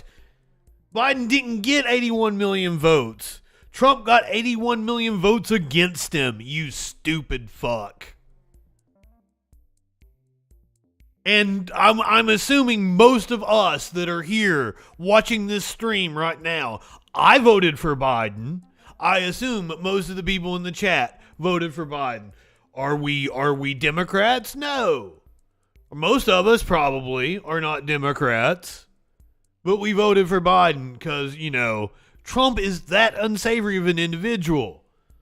I don't know when you guys are going to get tired of defending Treason Boy. Like, once he's in cuffs, what the fuck are you going to do? Because, I'm convinced it's coming now. I promised I would shave my head, and I will be shaving my head before the end of the year, I do believe. I believe that Trump is indeed going to be arrested. I don't know what this is going to look like, though. This is going to be interesting. Because here's the thing, is I'm sure they're going to give him every opportunity to not have it be a spectacle with him perp walked out. This is the craziest part. They're going to give him the opportunity to do this with absolute dignity and not have video of him being perp walked. But I don't think he will go that. I don't think he'll go that route. He'll never accept it. He'll never cooperate with the authorities, and he will indeed be drug out. It's gonna be insane.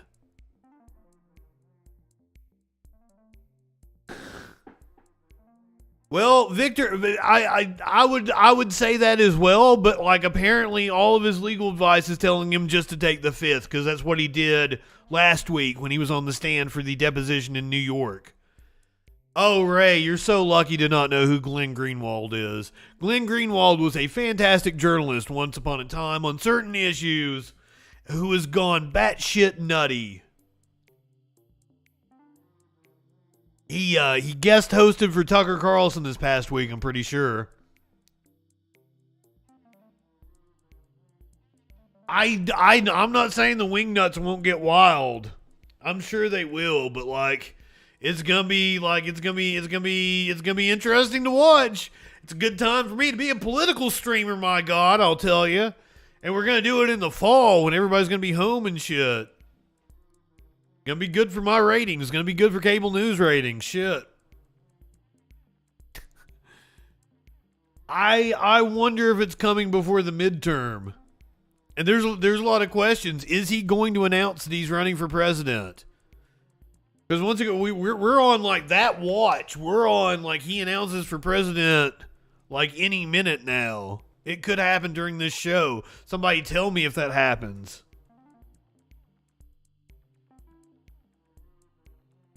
Yeah, Victor, I agree with you. If like a DeSantis is able to harness that movement, or a Tom Cotton or a Josh Hawley, someone who's a lot more savvy,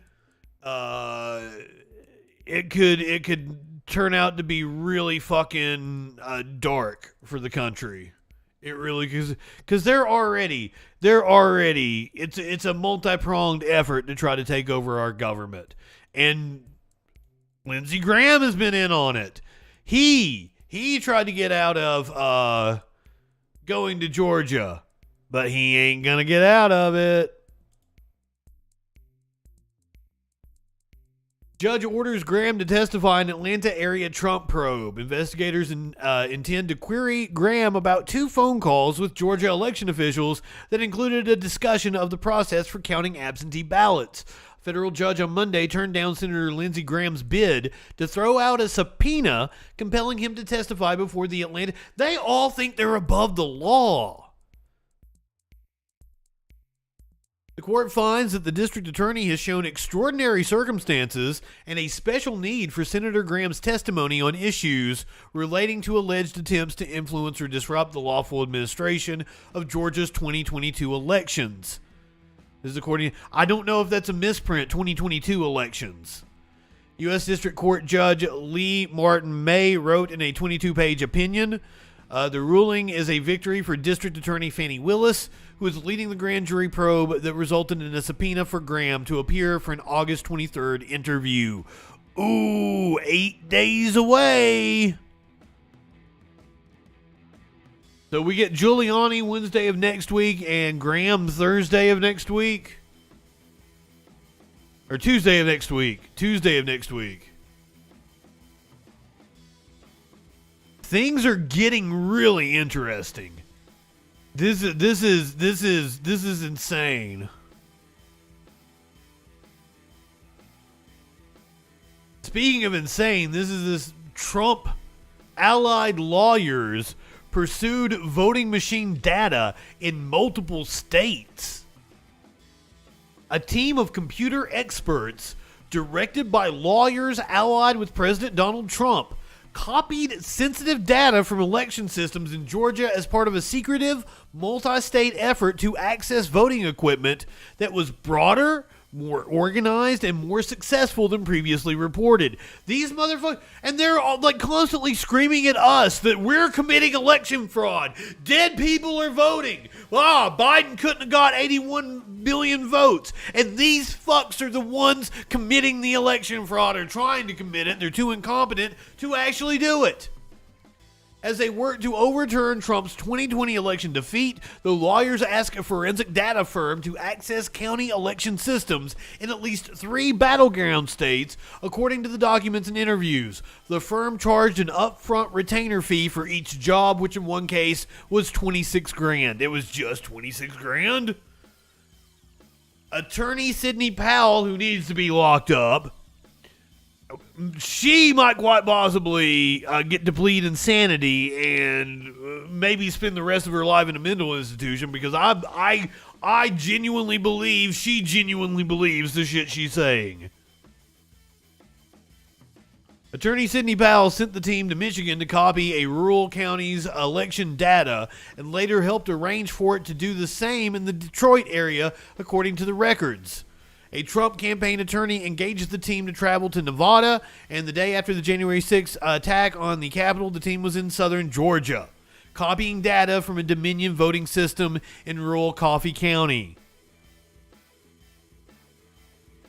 The emails and other records were collected through a subpoena issued to the forensics firm, Atlanta-based Sullivan Strickler, by plaintiffs in a long-running lawsuit in federal court over the security of Georgia's voting systems. The documents provide the first confirmation that data from Georgia's election system was copied. Indications of a breach there were first raised by plaintiffs in the case in February, and state officials have said they are investigating. The breach is way beyond what we thought, said David D. Cross, a lawyer for the plaintiffs, who include voting security activists and Georgia voters. The scope of it is mind-blowing.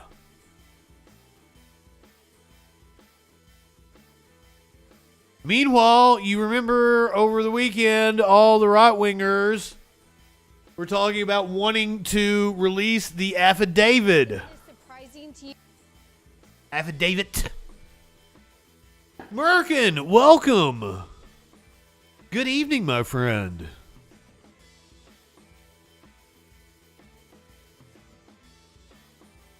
Garland is as conservative as they come. That is that. I honestly believe they're coming for Trump, and it's gonna stick. Like, this time it's for real. Finally, he might actually face justice. And here's the clearest evidence yet that it's coming. The DOJ opposes the release of the affidavit of the Trump search. And they might go into it in this piece, but I actually have the motion from the DOJ here. The reason they gave disclosure at this juncture of the affidavit supporting probable cause would, by contrast, cause significant and irreparable damage to this ongoing criminal investigation. As the court is aware from the review of the affidavit, it contains, among other critically important and detailed investigative facts, highly sensitive information about witnesses, including witnesses interviewed by the government, specific investigative techniques, and information required by law to be kept under seal pursuant to Federal Rule of Criminal Procedure. If disclosed, the affidavit would serve as a roadmap to the government's ongoing investigation, providing specific details about its direction and likely course in a manner that is highly likely to compromise future investigative steps. In addition, information about witnesses, in particularly sensitive given the high-profile nature of this matter and the risk that the revelation of witness identities would impact their willingness to cooperate with the investigation. And they even cite threats made against law enforcement in their footnotes. Given it is still an open, active investigation? Yeah, no, it's not. It's not that surprising to me. I mean, it's certainly disappointing.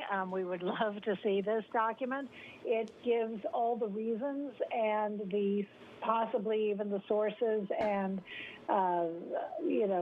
background that justify. Oh, is it Jared? Is it Jared? Hold on, I will pull up. The internet, as wonderful as it is, has betting odds on who is the mole in the Trump organization that's ratting out Donald. I don't think Jared is number one. I think he was like 4 or 5. Legally justified and signed the search warrant over. This would reveal all the reasoning for that. And it is not at all surprising to me that, or to anyone watching this closely, that the FBI and the Justice Department want to keep that secret for they say, national security reasons. But for the national interest perspective, Wendy, does this go in any way to hold back the understanding of why this FBI search was necessary? Yes, yeah, we are still in the dark as to why, what it was that made them execute this unprecedented search of a former president's home. It's never happened before, and this would explain the reasons why. So we're still in the dark about that. There were a lot of media organizations who had sued for this release and lost. Oh, shit. So it's always in the transparency, in our view, is always in the public interest. D-Mac. Now what they were going after. 7,200. Thank you for being a freaking follower. Let's check out the betting odds for who is the Mar-a-Lago mole. This is the betting odds for who is the Mar-a-Lago mole. Tom Barack, 5-2 odds. Mark Meadows, 13-4 odds. Kushner comes in third with 4-1 odds. Then the odds drop drastically Jim Jordan 14-1. Matt Gaetz 14-1. Giuliani 14-1. Bannon 14-1. Eastman 28-1. I would have thought Eastman would be higher. Ivanka 35-1. Flynn 35-1. Kash Patel at 40-1. Mike Lindell at 50-1. They would have to give Mike Lindell crack money in order to get him to flip. I was on crack. Right. Well, Other notable names on the list: Benjamin Netanyahu, Elon Musk, Stormy Daniels, poor Tiffany Trump, and Dana White. Dana White has 125-1 odds. Roger Stone coming in at 100-1. I would expect that Stone never flips on Trump. Barron Trump not even on the list. I mean, how old is he now? Is he cognizant enough to know what's going on? We will know, but we don't today. Oh, there was nothing left in that video. An advisor for Trump said that she found classified documents in the ladies' room. Former Trump official says she once found classified documents in the White House ladies' room. Olivia Troye can remember the panic of realizing what was left in a bathroom shelf, but said mishandling sensitive documents was a known thing in Trump's White House. Olivia Troye, who served as a Homeland Security and Counterterrorism advisor to former Vice President Mike Pence, says it was a known thing in the Trump White House that her colleagues were sometimes careless in handling sensitive documents. I found classified information in the ladies' room of the White House one time in the Eisenhower Executive Office building, Troye said during an interview with MSNBC. Battle Opossum, welcome. Good evening. I love your face. You just missed the betting odds on who the Mar-a-Lago mole was. Dana White was on the list. Dana White was on the betting odds list.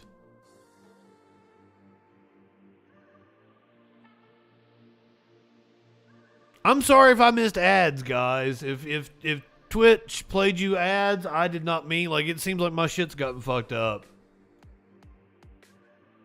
I've been trying to catch the ads, but it looks like they played some ads, so fuck off. Been trying to prevent that. Chief White House correspondent. Now, this is something I am so intrigued by. Trump tried to contact, like a mafia boss, Merrick Garland, the Attorney General, the head of the DOJ. Trump tried to send a message to Merrick Garland. Maggie Haberman is the reporter that broke this story, and she is going to reveal to us what the message was that Trump tried to send to Garland. And CNN political analyst and senior political correspondent for the New York Times, Maggie Haberman. It's worth noting, Caitlin, that someone on the Trump legal team had signed a document attesting that all of these classified documents had been turned back in, and they hadn't. Yeah, this is something that was actually first reported by Maggie, and I think the revelation Not high enough for this shit. Trump signed this document saying there is nothing else here, when of course, as we know by the search warrant, there was much more stuff there, goes to speak to the level of what they were telling investigators at the time and the way that they viewed that June 3rd meeting, which is they thought it was more casual, friendlier than they believed. Trump stopped by and met with the investigators who were there at Mar-a-Lago, meeting with his attorneys, and then his attorneys showed them where the documents were being kept. So they knew there were still documents at Mar-a-Lago. They actually... Snicks, are you asking how am I not high enough for this shit? Because I've been sitting here taking rips the whole time? Went through them. They took some of them with them. And so this raises the questions of why his attorneys signed this letter saying there was nothing else there. And it also feeds into the argument that they're making now, which is that he had declassified all of that information anyway, which is what his team is now saying. Let's stick with the letter for 1 second, Maggie, which again was something that you broke over the weekend. Tell us more about what you know about this, who roughly signed it, why, and where it fits in this timeline. There were two lawyers at that meeting. One was Evan Corcoran, one was Christina Bobb. At least one of them signed a piece of paper suggesting that there was no more, asserting that there was no more. So they lied to the FBI, which is Just a been top secret. big no-no. Everything else that gets added on top of it is going to count. There was no more there. What's not clear to me is whether the Trump folks are going to try to say in the boxes, and the boxes are what they were looking at in the storage area, and therefore it raises questions about where else on the property. So apparently half of the boxes were classified, the other half were not. There is speculation that the non-classified documents are blackmail that he could use on Republican members of the House and Senate, which is hilarious. And then they're speculating that the classified documents that he's got nuclear documents that he was going to sell to the Saudis, and then he's got the location of spies and their salaries that he was possibly going to sell to the Russians. Okay, I want to point out something. So you talk about the declassification shit. Let me. This is the thing going around with right wingers. I saw somebody retweet this earlier today. This is Michael Knowles. He's got the New York Times headline. It says, Trump claims he declassified all the documents at Mar-a-Lago. Even if that's true, it probably doesn't matter. Michael Knowles says the speed at which the libs are moving the goalpost is dizzying. But that's not what that article says. And I pointed out to the dude, the Tao Tansua that retweeted this. I'm like, hey man, if you go and read that article, the reason it says that it doesn't matter is because even if he did declassify it, the National Archives are still required to be in charge of everything. That's literally what the article says. It doesn't matter if he declassified them. If he actually had an order to declassify them, one, he can't unilaterally do that to many of the classified documents, and two, the National Archives still have to be in control of the documents. So right-wing media counts on their followers to be completely ill-informed to get this bullshit across. The libs aren't moving the goalposts, Michael Knowles. I don't know if you're stupid or a liar. I would assume a liar, but I'm not for sure. Documents were found. Why they did that, I'm not sure. This meeting was in response, we should note, to a subpoena that they had filed in May. So yes, the Trump folks. Now I do also want to I want to clarify that the whole thing about selling documents to the Saudis, the Russians, having a compromat on Republican politicians, that is all clearly speculation at this time. We know none of that to be true. Everything else said is true, a fact that we know. So I just want to be perfectly clear that is me as a political commentator speculating about shit that I saw people say on Twitter. They said we were in conversations. This was casual, and there are conversations after subpoenas. It's not always that a subpoena gets executed and that it's hostile. However, I think from the Justice Department perspective, this was a little more adversarial than I think the Trump folks are making it. I'm still not clear on something that you raised, though, and there's so many questions we don't have answers to, and I think it's important to say that to folks. One of them is they clearly knew there was other Presidential Records Act material that they were leaving behind on June 3rd. So the counterintelligence officials took stuff they were concerned about.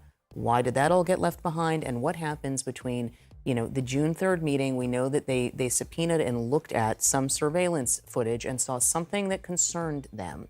We're not sure exactly when that period was that concerned them, but at some point between June 3rd and last Monday is when something happened that provoked this search warrant. Which is interesting because we also, when we were reporting on this last Monday as it was happening, we were hearing from Trump's attorneys and people who had been speaking with them that they kind of thought this investigation was over, that it had died, it wasn't really going anywhere. After they had met with those investigators, Of course, we later learned there was a subpoena. So this argument that you're hearing from the president's allies about, well, why didn't they just ask for these documents? They had been asking for them. They had a subpoena asking for them, and they still weren't getting everything. So that's another unanswered question, is why there was still so much stuff there that they were unwilling to turn over.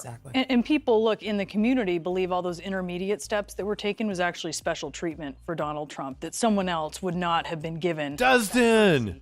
But you also... Good evening, my friend. Advisors had urged him to hand these documents over. So some people in his orbit knew those were there, even as the lawyer or lawyers were attesting that they were not. So, again, just on what we're not clear on, we know They lied to the FBI. to be clear, for a year. But then in January, when That'd be a crime, by the way. gets roughly 15 boxes of material, at some point they discover there is still material there. And that is when this conversation about you've got to give the rest back starts happening. Whether his lawyers know, just to be clear to what we don't know, it's not clear to me whether the people who were asserting that things were given back knew that there was still stuff that remained. And we don't know. Remember, they also searched his office and his residence. I don't know where the other material was found. So is there a conceivable world, and this is absolutely a theory, that some material was moved from that storage area and put somewhere else? I think that's one of the unanswered questions. That's interesting. Can we, since you're raising unanswered questions. Yes, that's actually basically all I'm doing. Well, right. But this is your life right now. To answer these, what do you think the biggest questions are as we sit here 1 week later? The biggest question is why he had these. I mean, that is still unanswered. Why did he have them, and why did he not want to give them back? And with Donald Trump, the range of answers is a range. Money. It could be because he thought certain things were cool, like the trinkets he used to have at Trump Tower and he would show people. It's because he thought there was something advantageous to him having it, and that's also an option. And I don't know what that could be, and that there's a lot of answers there. But then the other question is what the material. Let's hope, Ray. I hope we throw every one of these fucks in jail. Nature of it. Our understanding, and I think this is your understanding too, is that the government considered it sensitive. They considered it material. They couldn't just leave lying around at the former president's unsecured club that has been a security concern for the federal government that he used to run for a very long time. Caitlin, what's telling is the defense from Donald Trump, from those close to him, from those supporting him, it just is completely changing over time. It's almost like watching those folks throw spaghetti against a wall in the hope that something will stick. Which is not new, and we've seen that before where they have these differing explanations for what's happening. I think two things are... And the explanations contradict each other? Went into law because of Richard Nixon. When he left office, he wanted to take his documents and potentially his recordings with him. Before that, presidents could really come and go and take what they wanted. Absolutely. There were no rules really legislating it. After he left office, they created one because they didn't want him to take stuff and potentially destroy it. It was specific to him, and then they passed a law a few years later saying it applied to all presidents. It's any note you write, whether it's related to the nuclear codes or a doodle that you're writing while you're sitting in the Oval Office. All of that belongs not to the president, not private. It is public. It belongs to the American people. So that's why this applies to everyone. The second thing is when it comes to Mar-a-Lago and the concerns about what was there and how it was secured. And we've seen these cases in the past where people have tried to breach Mar-a-Lago. Yes. People have gotten inside past security. I think that's why it raises so many concerns, because you never know who is around him. It's kind of this, it is a private club. But I want to know about the letter to Merrick Garland. Let's get to that. National security professionals when he was president. And that's the Wall Street Journal reporting today, which I know, Maggie, and everyone has had a piece of this. The Journal reports this morning, the big concern was just get this stuff out. Yes. Get this stuff out of Mar-a-Lago, whether there are criminal charges. Dustin, I don't think there's a deal coming his way. I don't think he's ever going to accept anything. I don't think that's what I'm saying. Like, they're going to try to handle this with as kid gloves as possible. They're going to give him every out they possibly can all along the way, and he's just going to fucking spit in their fucking face the entire time. And he's going to get the worst of it just because he's a giant man baby and he couldn't admit to anything. Let's hope. It's going to be fun to watch. But I want to know about the message that he sent to Merrick Garland. But that's another thing that they will be doing, but they wanted to get that stuff out first. We're talking about the shifting justifications from Trump world for this. Maggie, you happen to have a piece on this today as well, in which you spoke, or a quote, former Ambassador John Bolton, who was National Security Advisor for 17 months. What did he have to tell you about this idea, this defense of a blanket universal declassification of documents by Trump? Right. So Trump's office put out a statement last week, or at the end of last week, saying he had a quote-unquote standing order. Exactly, Ray. He's his own worst enemy on this. The minute that happened, John Bolton, former national security advisor, told me he never heard of such an order, was not briefed on such an order when he came in, was not told of it when he was there, never heard of it afterwards, and he still had colleagues who he was talking with at the NSC. And his point was, even if you accept their claim that he can just stand over a document and say it's declassified, there still has to be a log of it. There has to be a record of it. There has to be some receipts, essentially, so that people know what's declassified and what's not. You got to bring receipts. If this stuff is all declassified, it's now subject to public records requests, and so all of us could go try to get it. And I'm not sure that material actually falls into that group. Trump. Yes, DMAC is quoting the Merrick Garland. Yes, finally we're getting to it. Well, so Donald Trump has a very long history of trying to sort of both negotiate with prosecutors who are looking into him. This has been going on for decades. And also to try to send some kind of a friendly word, quote unquote, to people who are either writing about him or looking into him or whatever. And this appeared to fall in that category. He had an intermediary talk to somebody at the Justice Department and send a message. And the message was, the country is, I'm misquoting here, but it's the country is essentially the country's on fire. And he knew this because he'd been talking to people in his movement, and they're very upset. And what could he do to take down the temperature? That can be read a lot of different ways. I think it was read a lot of different ways. I think it's threatening. It's very in keeping with how he handles these kinds of situations. And one thing it makes me think of is I think it's trying to intimidate officials. He attempted to talk to House Speaker Pelosi Correct. about this and essentially basically get her to not pursue impeachment, which of course we know she did. He was actually in New York for a conference with world leaders when that happened. But he did try to reach out to her when he got... Now, Nancy. She was preparing to start articles of impeachment. And of course, he talked to James Comey multiple times. Well, and he tried to talk to Mueller. I mean, when Mueller was first appointed. Again, this is I just want to, because I think this is really important and this is the first time we've got to speak to you. This is the kicker in your piece. Right. And just talk to us a little bit more about specifically what happened here and again, how you're seeing it. Well, listen, this is all we know is what we reported, which is that there was this conversation where an intermediary, somebody close to Trump, reached out to somebody at the Justice Department to send this message about Trump wanting to take the temperature down. You could hear this in one world as Donald Trump is trying to open some kind of line of communication. You could hear this in another world as Donald Trump reminding the Justice Department that he has a lot of fans out there who are pretty upset, some of whom, as we saw the other day, one of whom... Like the dude attacked the fucking FBI. ...standoff with them. So I think that is how a lot... I think the dude that committed suicide in front of the Supreme Court. Oh, shit. Dan Crenshaw in the top left corner here. We haven't had a chance to talk about Crenshaw in a while, but don't think I forgot about you, Dan Crenshaw. Remember, I would give anything, everything I own to piss in Dan Crenshaw's open eye hole. Give me that eye pussy, sir. I want some of that eye pussy. The DOJ has subpoenaed one of Trump's lawyers from the impeachment hearings.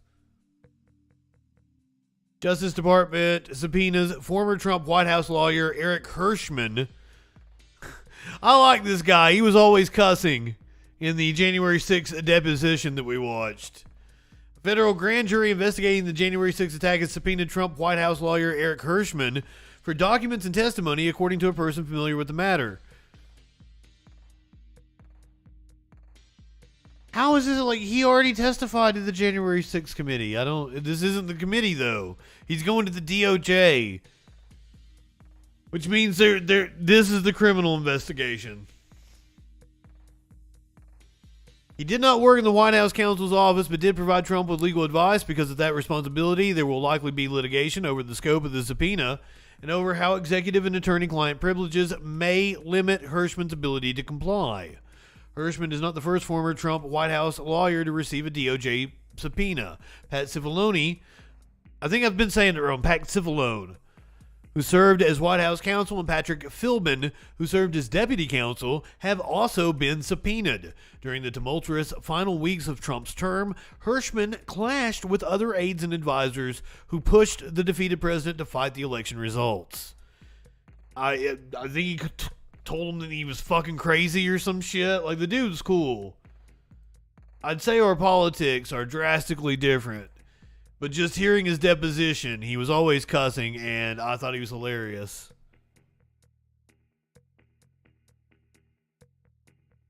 Trump is hoping to take a UK summer swing, but it is up in the air. The former president had been looking to go to his Scotland resorts, though preparations had yet to be finalized. Monday brought some complications. The former president claimed his passports were taken. In a post on his social media, I don't think he needs his passports to travel, though, unfortunately. Eye Patch McCain is a very good name for him. Only I think he's far worse than John McCain. But Monday brought some Dirty Curdy 81. Welcome. Thank you for being a freaking follower. Tones, welcome. I don't know who Jerry Crenshaw is, but I will totally piss in Jerry Crenshaw's eye as well. Give me that eye, pussy, sir. In a post on his social media site, Trump announced that the FBI confiscated 3 of his passports, 2 of which were active, 1 expired. I've never heard of anybody having 3 passports. Wow, in a raid in Mar-a-Lago, they stole my 3 passports. 1 expired, along with everything else. This is an assault on a political opponent. Oh, gerrymander. I see what you did there, Dirty Curdy. I like you. We're friends now. I wouldn't kick you out of bed.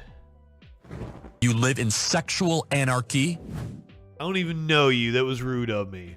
How dare I? A little too handsy on our first date.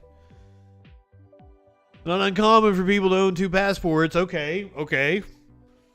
I'm not bougie. I don't know anything about this shit. Especially those who do a large amount of government-related or international business traveling. But it's unclear why Trump's were taken. And indeed, hours after he had announced the confiscation, it was reported that the FBI was not in possession of his passports and that they had been returned. Shortly after that, a Trump spokesperson disclosed an email in which government officials confirmed they were returning the passports and that Trump had been wrong in his post. 2 of the 3 passports were expired. We're going to give them back, but you were wrong. 2 of the 3 of them are expired, you stupid fuck. Not 1. The back and forth comes as Trump has wanted to travel overseas to spend time at his golf resorts in Scotland. I bet you do, motherfucker. I bet you want to leave the country. Although the former president's office has not announced any upcoming trips to any of his resorts, multiple people familiar with the plans said he had been actively preparing for a visit to the UK soon. Though final details had not been nailed down, local officials had been amplifying security measures in anticipation. Smokey, don't hit fucking goddamn it! Don't hit the.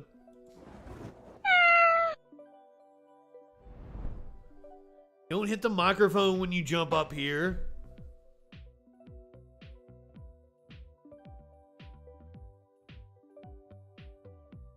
He is definitely a flight risk. Apparently, I had read reports that the FBI had been monitoring his planes.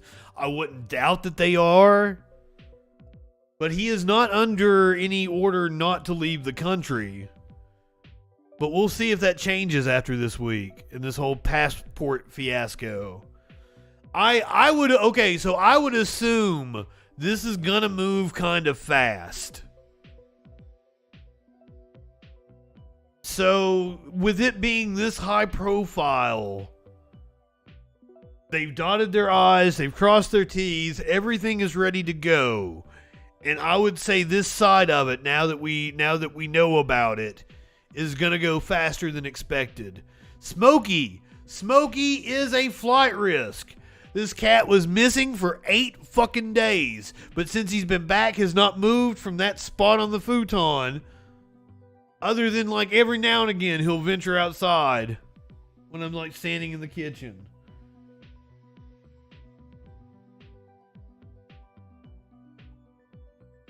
I think his 8 days outside changed him.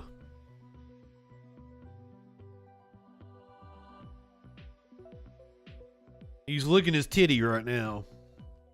Hey, it's okay. If I could lick my own titty, I might. You live in sexual anarchy? Oh, fuck. Here is the dumbest defense of Trump yet. And, you know, that's saying something. GOP lawmaker offers most ridiculous take on not prosecuting Trump. You know, these people who said they would unite the country, I mean, you know, end the uncivil war in Biden's term, it's just going to be so divisive. You can just feel the rage on all sides just sort of amping up. That's what's so depressing about all this. And you know, Steve, President Trump took that approach. He said, you know what, we're not going to prosecute Hillary Clinton. Exactly. We're not going, despite the blatant destruction of thousands and thousands of documents with bleach bit that she got to decide what would get presented to the archives and what he said, you know what, let's move on, let's move forward. But they are just the decision not to prosecute Hillary Clinton for anything very well happened long before the election. What the fuck are you talking about? It had nothing to do with Trump. Clinton was investigated by the FBI for using a private email server for official government communications, and they were all screaming, lock her up. The FBI found she handled classified information carelessly, but determined there were no criminal violations. So that kind of runs contrary to his claim. He's a stupid fuck. Right-wingers are so goddamn stupid. I wish you people could feel embarrassment. If you could feel embarrassment, it would save the rest of us a lot of time. Someone who does not feel embarrassment, though, is Steve Bannon. Steve Bannon does not feel embarrassment. Vows MAGA will destroy the Gestapo FBI. At least he didn't say gazpacho. Oh, Battle Opossum, stick around. You haven't heard Stupid yet. Stupid's getting ready to come up. It's like the next 4 or 5 stories are all really dumb right-wingers saying really dumb shit. Bannon on his pandemic war room. Does anybody ever mention the FBI as being any real assistance whatsoever, except for marginal cases? Remember, here's what they do. They do a marginal case every now and again. They say, hey, we're really doing something. No, they've turned into the American Gestapo. They have to be defunded. They say, oh, this is dangerous talk. No, it's not. It's just it's a political process. These institutions aren't permanent. Institutions should last as long as they are effective for the American people and our nation. Vox over the weekend. So when they were harassing leftist organizations, when they were telling Martin Luther King Jr. to kill himself and shit, that was totally cool. When they were harassing socialists and locking socialists up while J. Edgar Hoover was wearing pantyhose, that was cool.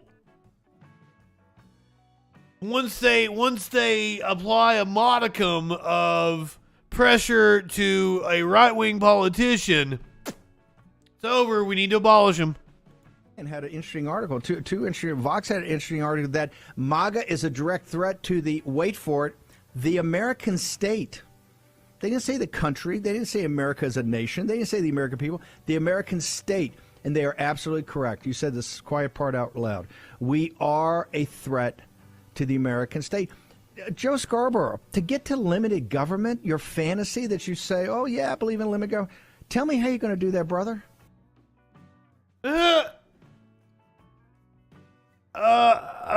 Shit. Yeah, they sure did turn on law enforcement awfully fast.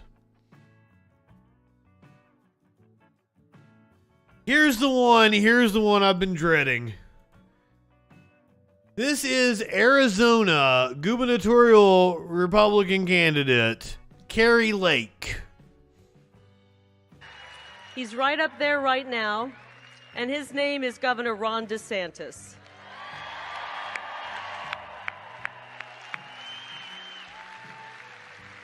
I don't know if he's looking down here, but he's up there in that room, and we appreciated him. All right, I'm going to tell you a little bit. I just got to spend time with him. Love the guy. Fantastic. He is gutsy. The guy has bigger... Okay. Wait, let me think about how I want to word this. My staff always says, whatever you do, do not say balls. So I'm not going to say it. That guy has... I got the right stuff. That is the right-wing dating app that we covered last night. It launches next month. Go sign up for it today. a backbone made of steel.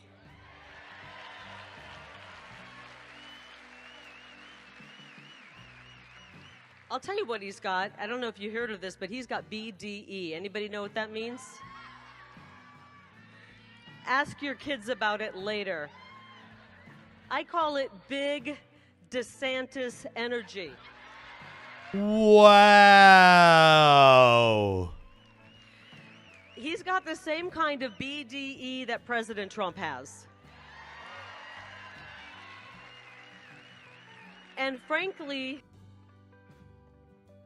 we know what Trump's dick looks like, unfortunately, because we've heard descriptions of it from the hookers he slept with. Whatever, Stormy wasn't a hooker, whatever she was. These sex workers that have been around him, it is a little tiny mushroom dick. There's no big dick energy coming from Donald Trump. Come on, man. There is no big dick energy coming from Donald Trump, I assure you.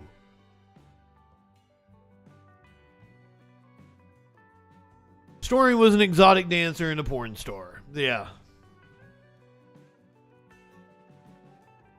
I'm pretty sure that's where the description talking about Trump's mushroom dick ran people off. Yeah, you can tell by looking at him he has a little mushroom dick. he has the same kind No offense to anybody. No offense to anybody that has I'm not. That seems a little ableist of me. That seems dick ableist. I'm sorry. I apologize to anybody that I may have offended with that. That was kind of wrong of me. BDE that we want all of our elected leaders to have. I can just see it right now. All the middle-aged ladies, such as myself, are on Google. Bug dick. You had it right the first time. Bug dick. For the moms out there, I'm really sorry that I threw that out. So I'm quoting Stormy. She said it. Okay. Trump's strength and that Trump energy, and he brought it to his home state during COVID, and he showed America. Big dick energy. Trump has big dick energy, says Carrie Lake. Does Carrie Lake have any idea what she's talking about? I tell you who doesn't have any idea what they're talking about. Bo Hines in North Carolina.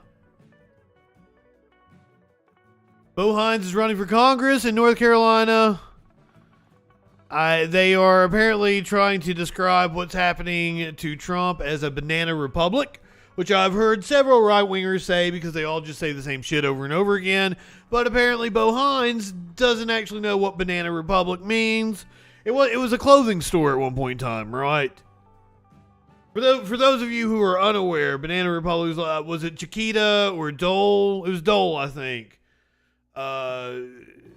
Was one of the U.S. corporations that had the U.S. was it Panama. There was multiple fucking islands that we set up. What was called banana republics, governments ran by U.S. corporations to exploit their resources. That's what a banana republic is. United Fruit Company. Thank you, Cicero. Well, where's our... Oh, for some reason it was turned all the way down. Because, I want you to hear this stupidity. You get to Congress. Is it going to be real? Are we actually... Hunter who? Hunter Biden? I was on crack. Right. Well, Just imagine that's Hunter Biden's face. You're going to be willing to defund IRS, FBI, and things of that nature? Well, I mean, we have to. I mean, we're at a point in our country now where we have a unregulated fourth branch of government that's targeting middle-class Americans on a daily basis. I mean, it's unbelievable what we're seeing. You know, a lot of people have likened the situation that's going on right now as, you know, they say we're in a banana republic. I think that's an insult to banana republics across the country. I mean, at least the manager at Banana Republic, unlike our president, knows where he is and why he's there and what he's doing. You get to Congress. Is it going to be real? Are we actually going to be willing to defund IRS, FBI, and things of that nature? Well, I mean, we have to. I mean, we're at a point in our country now where we have a unregulated fourth branch of government that's targeting middle-class Americans on a daily basis. I mean, it's unbelievable what we're seeing. You know, a lot of people have likened the situation that's going on right now as, you know, they say we're in a banana republic. I think that's an insult to banana republics across the country. I mean, at least the manager at Banana Republic, unlike our president, knows where he is and why he's there and what he's doing. You get to Congress.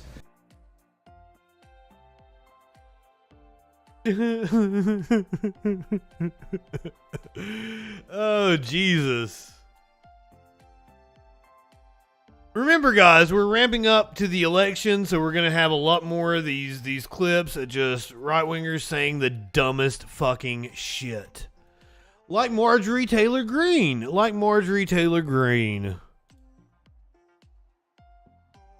Mocked for suggesting solar and wind energy don't work at night. Ladies and gentlemen, and we're all here in Georgia. Can we just say thank God for air conditioning? Let's talk about refrigerators. I personally like... Oh, Battle Opossum, you mean...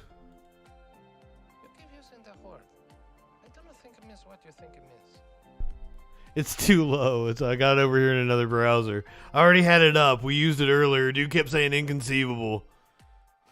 It was cracking me up. Shit. Oh, this is Marjorie Taylor Greene talking about her issues with solar and wind energy. Gentlemen, and we're all here in Georgia. Can we just say thank God for air conditioning? Let's talk about refrigerators. I personally like my refrigerator. I know you all like yours. What about washing machines and dryers? Lord, please God, don't make me scrub clothes in a bucket and have to hang them out on the line when we switch over to wind turbines and solar panels. I'm going to be really pissed off about that. But this is the party of rugged individualism. This is the party of like calling everybody else entitled.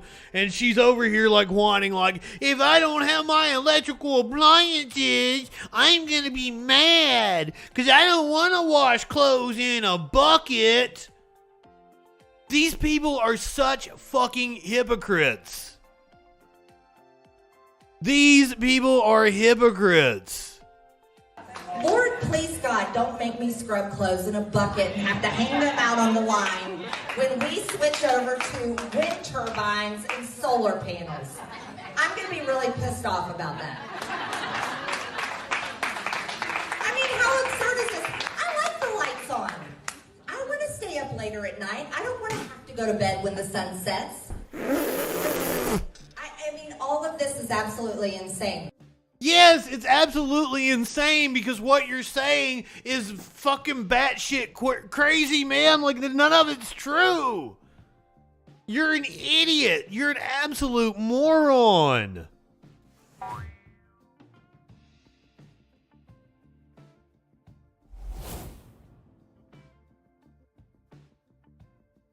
Speaking of morons, let's talk about Dr. Oz, who almost certainly is going to lose in Pennsylvania. We're going to, like, tomorrow is election day. It's another primary day. Perhaps we'll also do a brief of where we stand going into the general election in November. Right now, Fetterman up significantly on Dr. Oz. And fucking, of course he is. Of course he is. Dr. Oz mocked for grocery shopping. I'm going to mispronounce the word again, aren't I? for his wife and expressing shock over the prices. So it's another one of those like George H.W. moments where like he hadn't been shopping. Now I'm going to assume I think I'd seen this video before today, but I'm assuming like his campaign reshared out the video. Yeah, the video is originally from April 6th.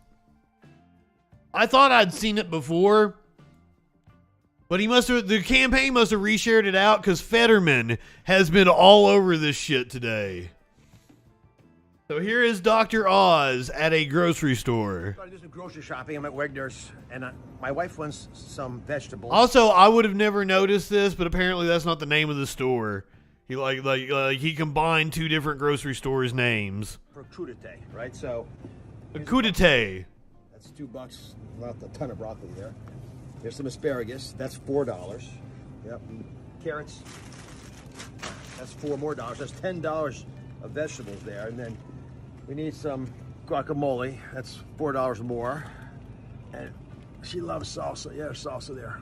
$6. Must be a shortage of salsa. Guys, that's $20 for crudité, and this doesn't include the tequila. I mean, that's outrageous. And we got Joe Biden to thank for this. Thought I'd do some grocery shopping. I'm at Wegner's.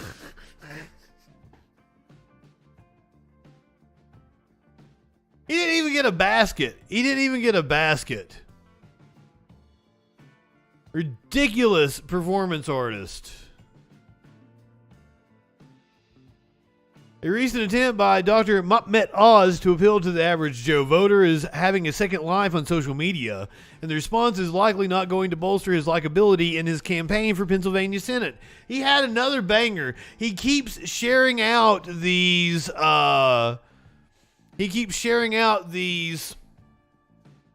ads that make fucking Fetterman look awesome.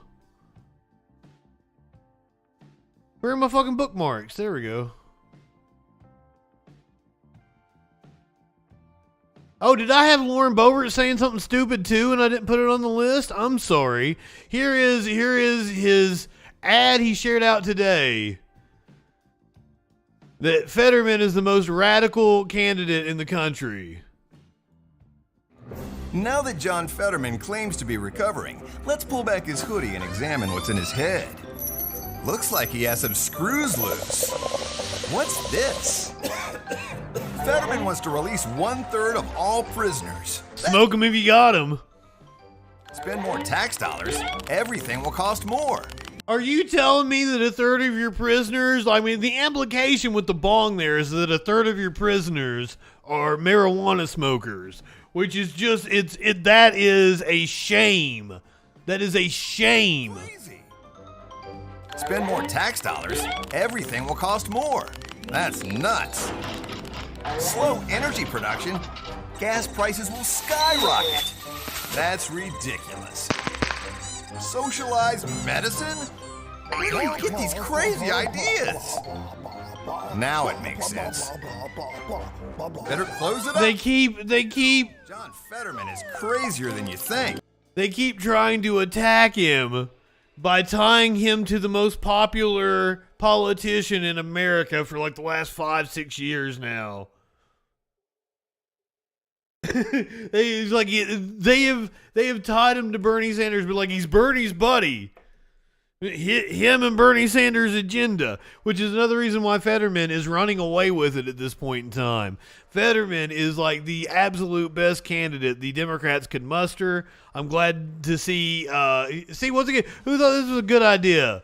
Come on.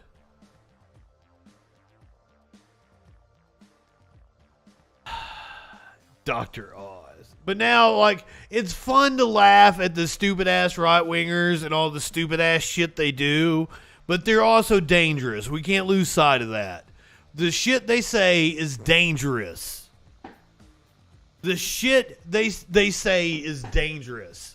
This is from the Washington Examiner. This motherfucker has been following the account, Libs of TikTok. I'm going to show you the receipts here in just a second. At Boston Children's Hospital, illogical and destructive gender ideology reigns. So I'm gonna hit the I'm going to hit the content warning because you're getting ready to hear some transphobia.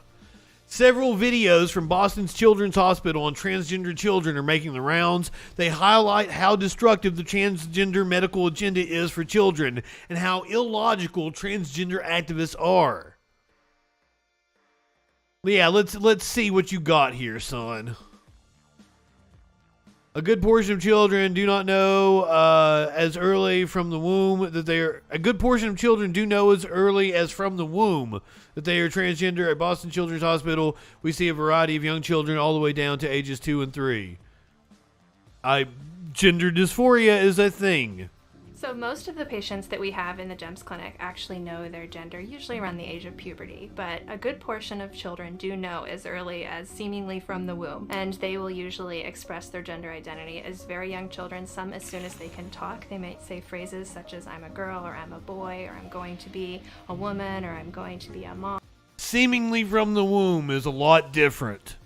Kids know very, very early. So in the GEMS clinic, we see a variety of young children all the way down to ages 2 and 3, and usually up to the ages of 9. When they come into the clinic, they'll see one of our psychologists, and we'll... And what the right-wingers are trying to do is imply that they're like mutilating the genitals of a 2 and 3-year-old, which is not the case at all. When they're talking about seeing them, they're talking about like psychological evaluations, talking with them. See, psychologists, it's on the fucking screen.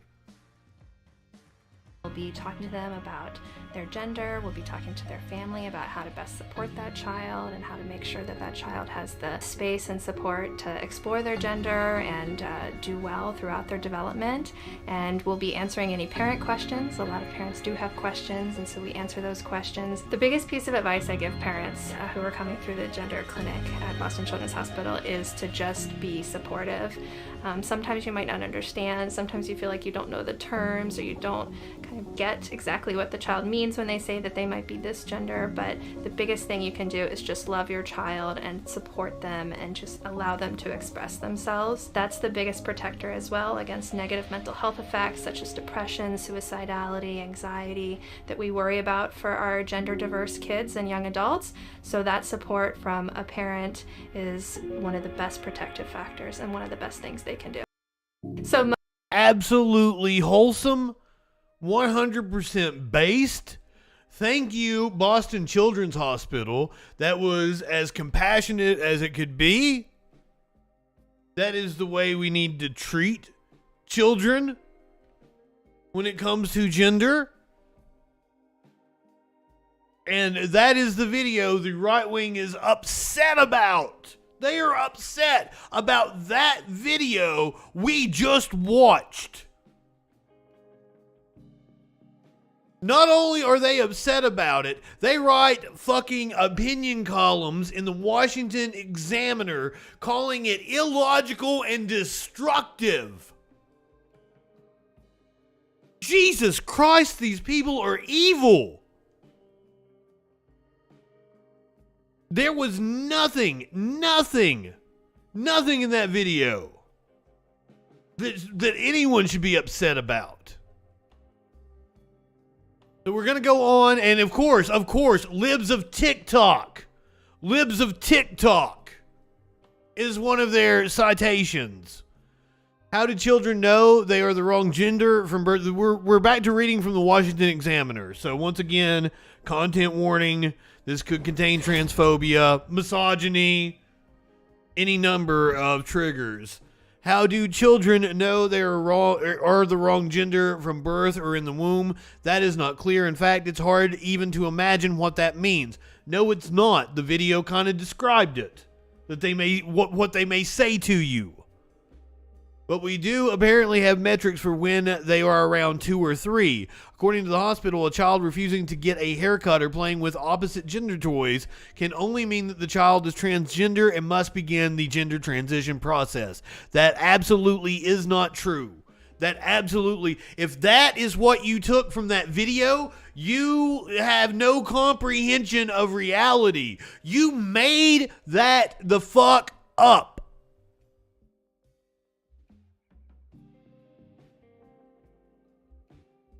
Aside from the wild leap in logic from a child, you want to just completely straw man You want to straw man the other side and then talk about logic. The unmitigated gall. I wish you people could feel embarrassment. I really do. Aside from the wild leap in logic from a child rejecting a haircut to social gender transitioning, that is a wild leap in logic because you just made it up. It's a straw man. This makes no sense by the very logic. Logic again. You don't know what that word means. You keep using that word. I'm sorry it's so low over here. See if I can get a different version of it.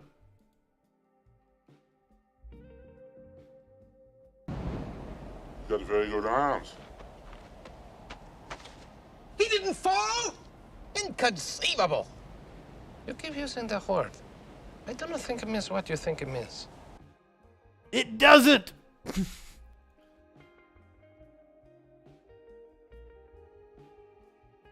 But this is the very real consequences these people are causing. I'm going to show you multiple posts from the Libs of TikTok. The Libs of TikTok account. In the last 5 days, Libs of TikTok has tweeted and retweeted 14 separate posts about Boston Children's Hospital. As a result, BCH providers are being inundated in death threats and harassing calls and emails. It's now affecting their services.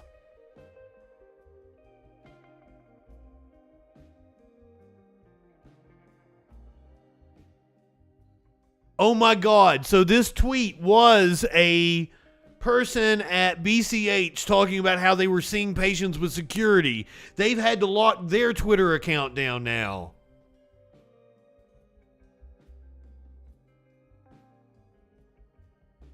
A hospital that treats children with cancer and other difficult illnesses. They are specifically targeting it. Yes, Chaya Ratchik.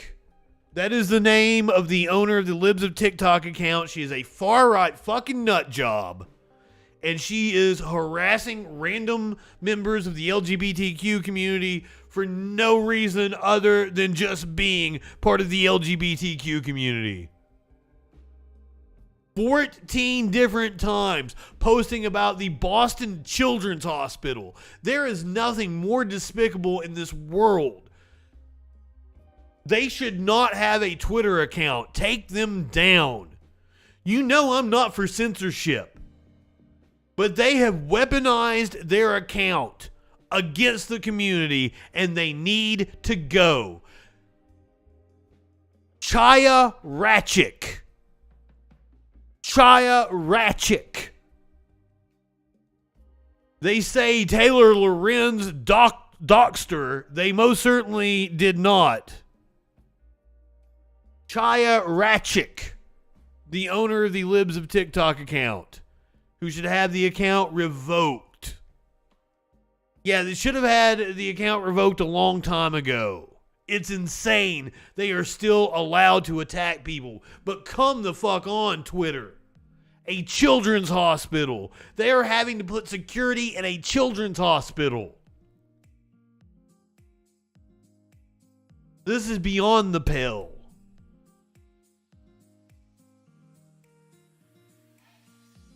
God, these people infuriate me. Obviously, they infuriated the nerds DEF CON. Hacker conference permanently bans Trump-loving OAN for repeatedly breaking its rules. Embattled Trump-loving cable news network One American News is no longer welcome at DEF CON hacker conference after it repeatedly broke rules about taking photos and videos at the event that could compromise hackers' identities. Vice News reports that a DEF CON spokesperson revealed this week that OAN violated DEF CON's privacy policy, repeatedly taking photo and video showing people's faces without the consent of those individuals. One attendee at the conference insisted to Vice News that there was no friction between the hackers and OAN reporters at the conference, despite the fact that they broke the rules.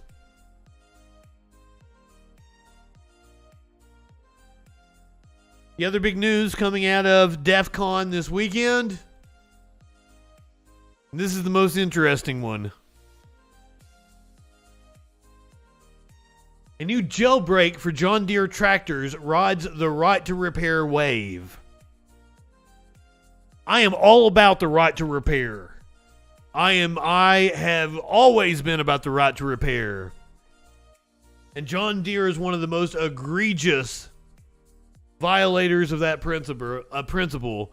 A hacker has formulated an exploit that provides root access to two popular models of the company's farm equipment. Farmers around the world have turned to tractor hacking so they can bypass the digital locks that manufacturers impose on their vehicles, like insulin pump looping and iPhone jailbreaking. This allows farmers to modify and repair the expensive equipment that's vital to their work, the way they could with analog tractors. At the DEF CON security conference in Las Vegas on Saturday, the hacker known as ckers is presenting a new jailbreak for John Deere and Company tractors that allows him to take control of multiple models through their touch screens. The finding underscores the security implications of the right to repair movement. The tractor exploitation that ckers uncovered isn't a remote attack, but the vulnerabilities involved represent fundamental insecurities in the devices that could be exploited by malicious actors or potentially chained with other vulnerabilities. Securing the agriculture industry and food supply chain is crucial, as incidents like the 2021 JBS meat ransomware attack have shown. At the same time, though, vulnerabilities like the ones that ckers found help farmers who do what they need to do with their own equipment. John Deere did not respond to Wired's request for comment about the research. ckers, an Australian who lives in Asia, presented at DEF CON in 2021 about tractor application programming interfaces and operating system bugs. After he made his research public, tractor companies, including John Deere, started fixing some of the flaws.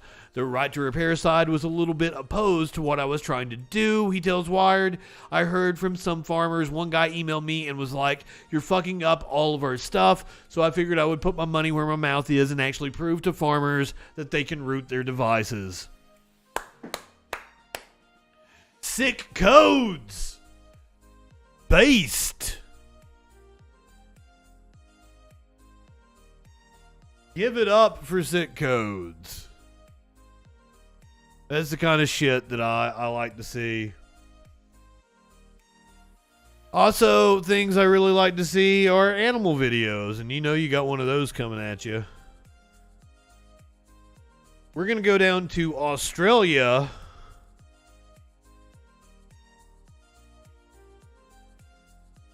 Where a very interesting thing happened on the golf course. A woman was trying to take her shot, and some kangaroos crashed her outing. Settle in the middle of the fairway.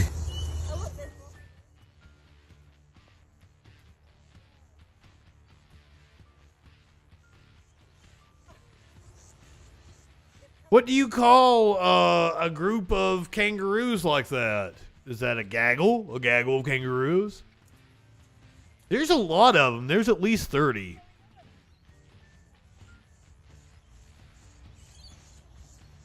I think I may be off. There might be 25, 20.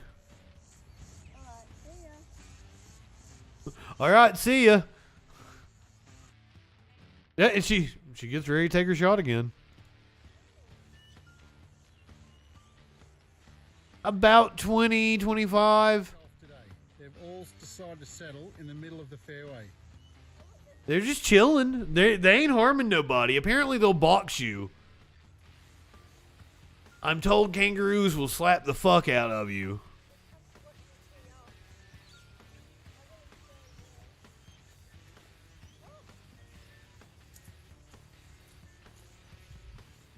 Because I've asked Australians about, like, kangaroos. Like, I want to go outside and pet a kangaroo. No, you don't. No, you don't.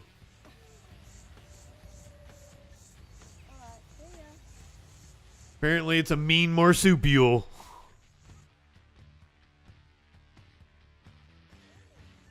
She wasn't even phased. She just was like, I'm going to go back to golfing now. See you later, kangaroos. Oh, Dirty Curdy, I did not see that you redeemed the weed.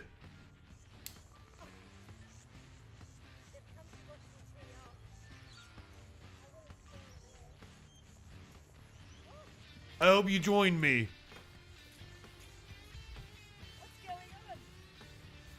We got a command for that, by the way. Rips. Poke 'em if you got 'em. If you are watching on Twitch,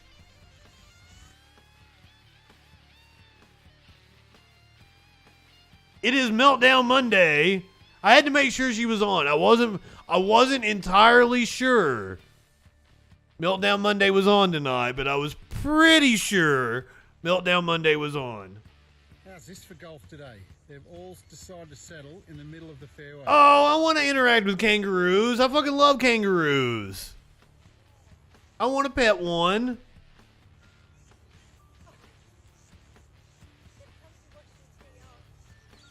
They're like, I would assume you couldn't win a fight with those kangaroos. I would assume 20, 25 kangaroos could take both of them. But what do I know? I've never fought a kangaroo before. I'd also like it. I mean, she looks pretty fit. She's playing golf. I'd assume she could put up a fight. I know somebody who can put up a fight. Her name is Media Winch. If you are watching on the Twitch, we're going to head over to Echoplex Media. It is Meltdown Monday with the Media Winch. Go ahead, light one up, tip one back. It's all right to have a little fun before you hit the sack. I'm Justin FREAKIN. We'll see you tomorrow night on the Troll Patrol. Live.